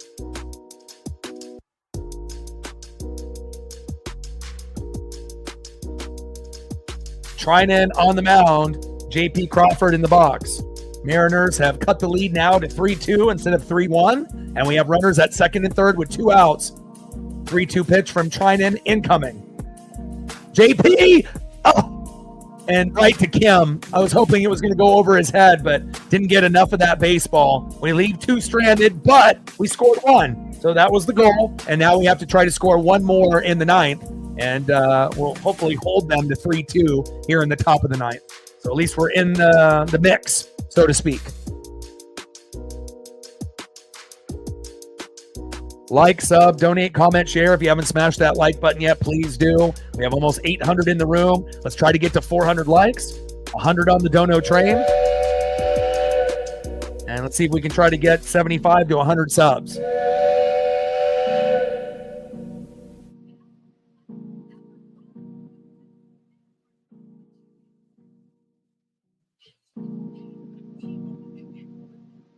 Gained a few more subs. 19 to go to 22,300. And shout out to all of the Dodger faithful. You know, my dad's been a Dodger fan since the 50s. And out of all the fan bases that have come and watched the game with us, you guys have been by far the best. You know, again, we haven't had to kick out anybody. You know, everyone is respectful. I got a good relationship with Valhalla.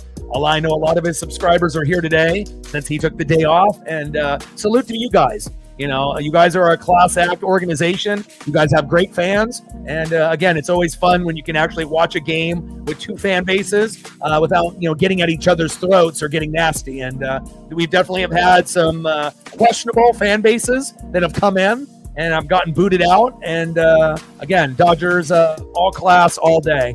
And again, this is a good series. 3-2 Dodgers in the top of the ninth, and we'll see what we get here late between LA and Seattle. Let's see who's up next here for the Dodgers in the top of the ninth.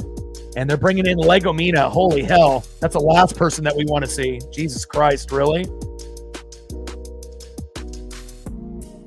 Leading off for the Dodgers, 1 for 3 with a K, Miguel Rojas. Batting second, first baseman Dalton Rushing. And batting third baseman with a 2-run jack today, the hero, Kike Hernandez. Golly, anybody but fucking Casey Legomina. This guy should be in fucking single A, not even in fucking triple A. He's terrible. I don't even know why the hell he's on the team right now. Holy hell. First pitch, little slow dribbler. JP's there, throw to first, Rayleigh, and that is 1 away. We got extremely lucky there. I mean, if you're going to swing at some, you know, outside and garbage, well, we'll take that. Down goes Rojas, 1 away. Next up is Dalton Rushing. And again, you don't expect a whole lot of Ks out of Legomina. We got to pray that you guys will pop up or ground out. And hopefully that's what we get here.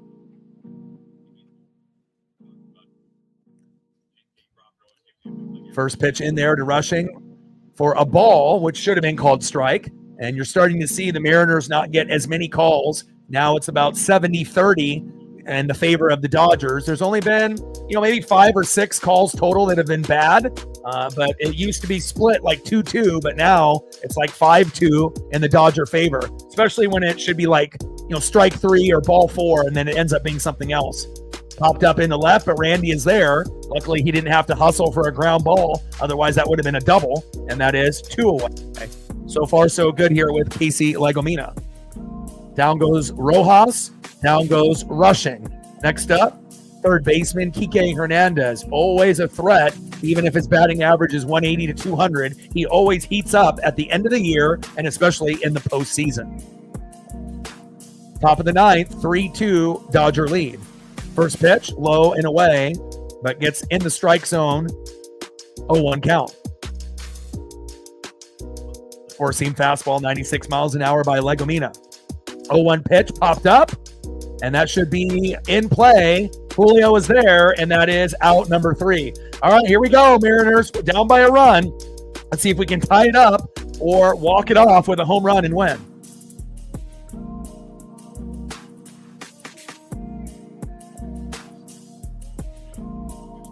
Great job by Julio out there in center field in the no-fly zone. And good job by Casey Legomina by not fucking blowing the game open for the Dodgers there. Let's see who we have left. Leading off 0 for 3 with a K. Second baseman Cole Young. Drop the bunt. Batting second, 2 for 3 with a run, a base on ball, and a K. We could really use a home run from you, Randy Arozarena. And batting third with his last opportunity to get to home run number 61, and that's why he's in the 2-hole, not in the 3 or the 4, so that way you have a last chance opportunity, just like here, going 9-1-2 in the batting order, 1 for 4 with 3 Ks, and he's struck out twice on check swings. Can't do it here. Got to be able to come up with something big. The big dumper, the best catcher in baseball, Cal Raleigh. Trident's up. Let's go, Cal. Let's be a hero today. He's sitting at 60 home runs. We're looking at for home run number 61. So if we can get Cole Young on with a bunt or, a single or a walk or getting plunked, then we'll be in business, obviously, for Randy and Cal and their at-bats as Scott is coming in and replacing Trinan. Hopefully we have a meltdown with Scott.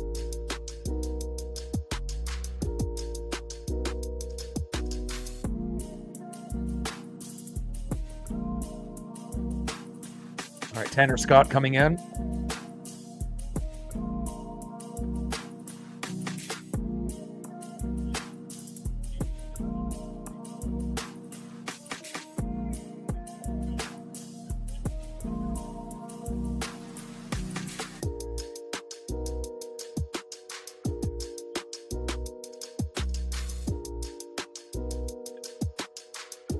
All right, Tanner Scott, the all-star from last year, on the mound for the Dodgers. And Leo Rivas is pinch hitting for Cole Young. That's a great decision. Much better hitter than Cole Young at this point. First pitch in there for a strike. 0-1 count. Come on, Leo. You might have the body frame of JP and Cole, but you got a lot more power. 0-1 pitch, low and at the knees. You got great baseball IQ as well. 1 ball and 1 strike from Tanner Scott to Leo Rivas.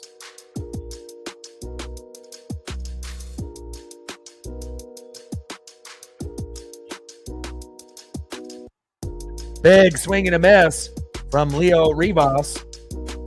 1 ball and 2 strikes from Tanner Scott to Leo.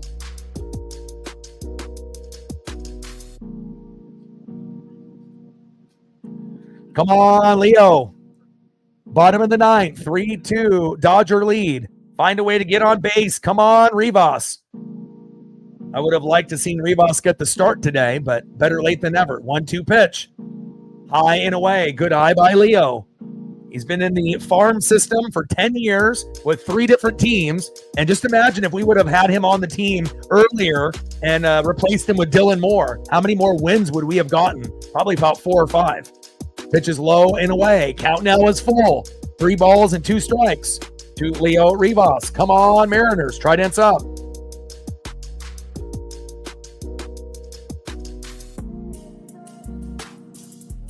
Appreciate you, University. 3-2 pitch from Tanner Scott incoming. And Leo crushes it into center field, but it stays in play. And that is 1 away. I mean, that's about what we would have probably gotten from Cole Young, if not worse. So, but at least you got in the right player at the right time. And now we're going to have an opportunity here with Randy Arosarena and the big dumper, Cal Raleigh. Let's go. Come on, Randy or Cal. One of you guys got to be able to homer. I mean, best case scenario, Randy gets a double and then Cal hits home run number 61 and we win 4-3. But, or both guys homer back-to-back and we win. But, again, easier said than done. Come on, Randy. Come on, Cal. First pitch is high and away, 1-0 count. 1-0 pitch outside of the strike zone. On the line, but it is outside. Should have been possibly a ball, but called strike. And it's definitely getting more calls for the Dodgers here late in the last 3 innings. 1-1 pitch. Randy pops it up, fading towards right field, foul. 1 ball and 2 strikes to Randy Arosarena. Now, the umping has been decent. It hasn't been terrible. Like when we face the Royals and the Astros, there's definitely certain series that are more lopsided, but it was pretty 50-50 within the first 6 innings. But again, the last couple, it's definitely favored the Dodgers on a few pitches. Pitch is fouled off behind the plate. 1 ball and 2 strikes to Randy Arosarena.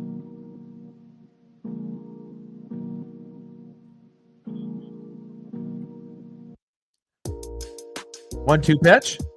Big swing and a miss, and down goes Randy. And we're left with our best player, the big dumper, Cal Raleigh. Can he get a home run here with 2 outs and nobody on to get to home run number 61 to give us a chance to win in the 9th or possibly in extras? Let's go, big dumper. Come on, MVP. Let's go. Come on, Cal. I got the Cal jersey on right now. Let's go. First pitch to Cal, and it's fair. Down that third base line. Go, Cal, go. Go, Cal, go. Get the double. And there we go, a double for Cal Raleigh.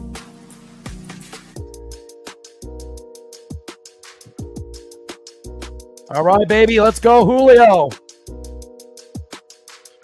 This is the, things that you dream about when you're a kid. Situations like this. Bottom of the ninth. Runner at second, 2 outs, down by 1. With 1 swing, we can win right here. Or tie the game up. Let's go, Julio.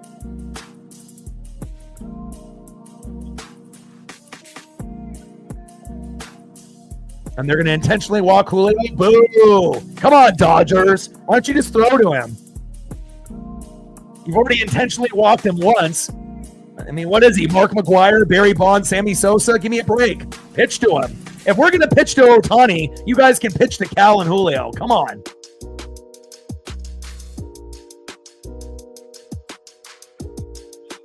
I mean, there's no guarantee that Julio would even be able to do it anyways, but come on, man.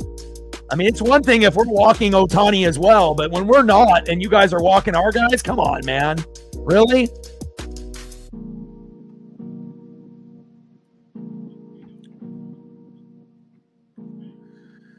All right, intentional walk for Julio. And it's one thing if you did it once, but it's been twice for Julio today. Come on. Just because we're 17-1, I mean, come on now. And now we have Mitch Garver. I'll absolutely just laugh my ass off if Garver hits a 3-run jack and we win right here 5-3. The chance of that happening is very slim, but you never know.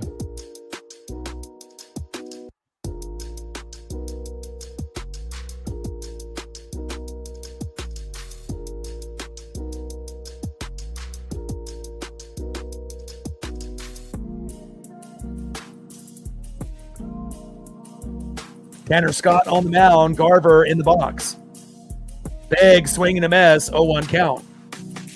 And again, the chance of Garver, hitting a home run here is probably less than 5%. Him getting a hit is probably 10%. So, I mean, it's possible. And hopefully we can find a way to keep this game going.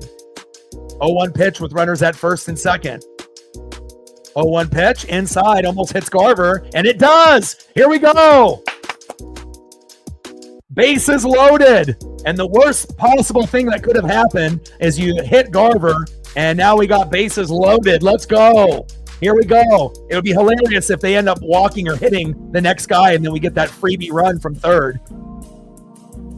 Let's go, baby. We have to make them pay for walking Julio intentionally twice. Come on.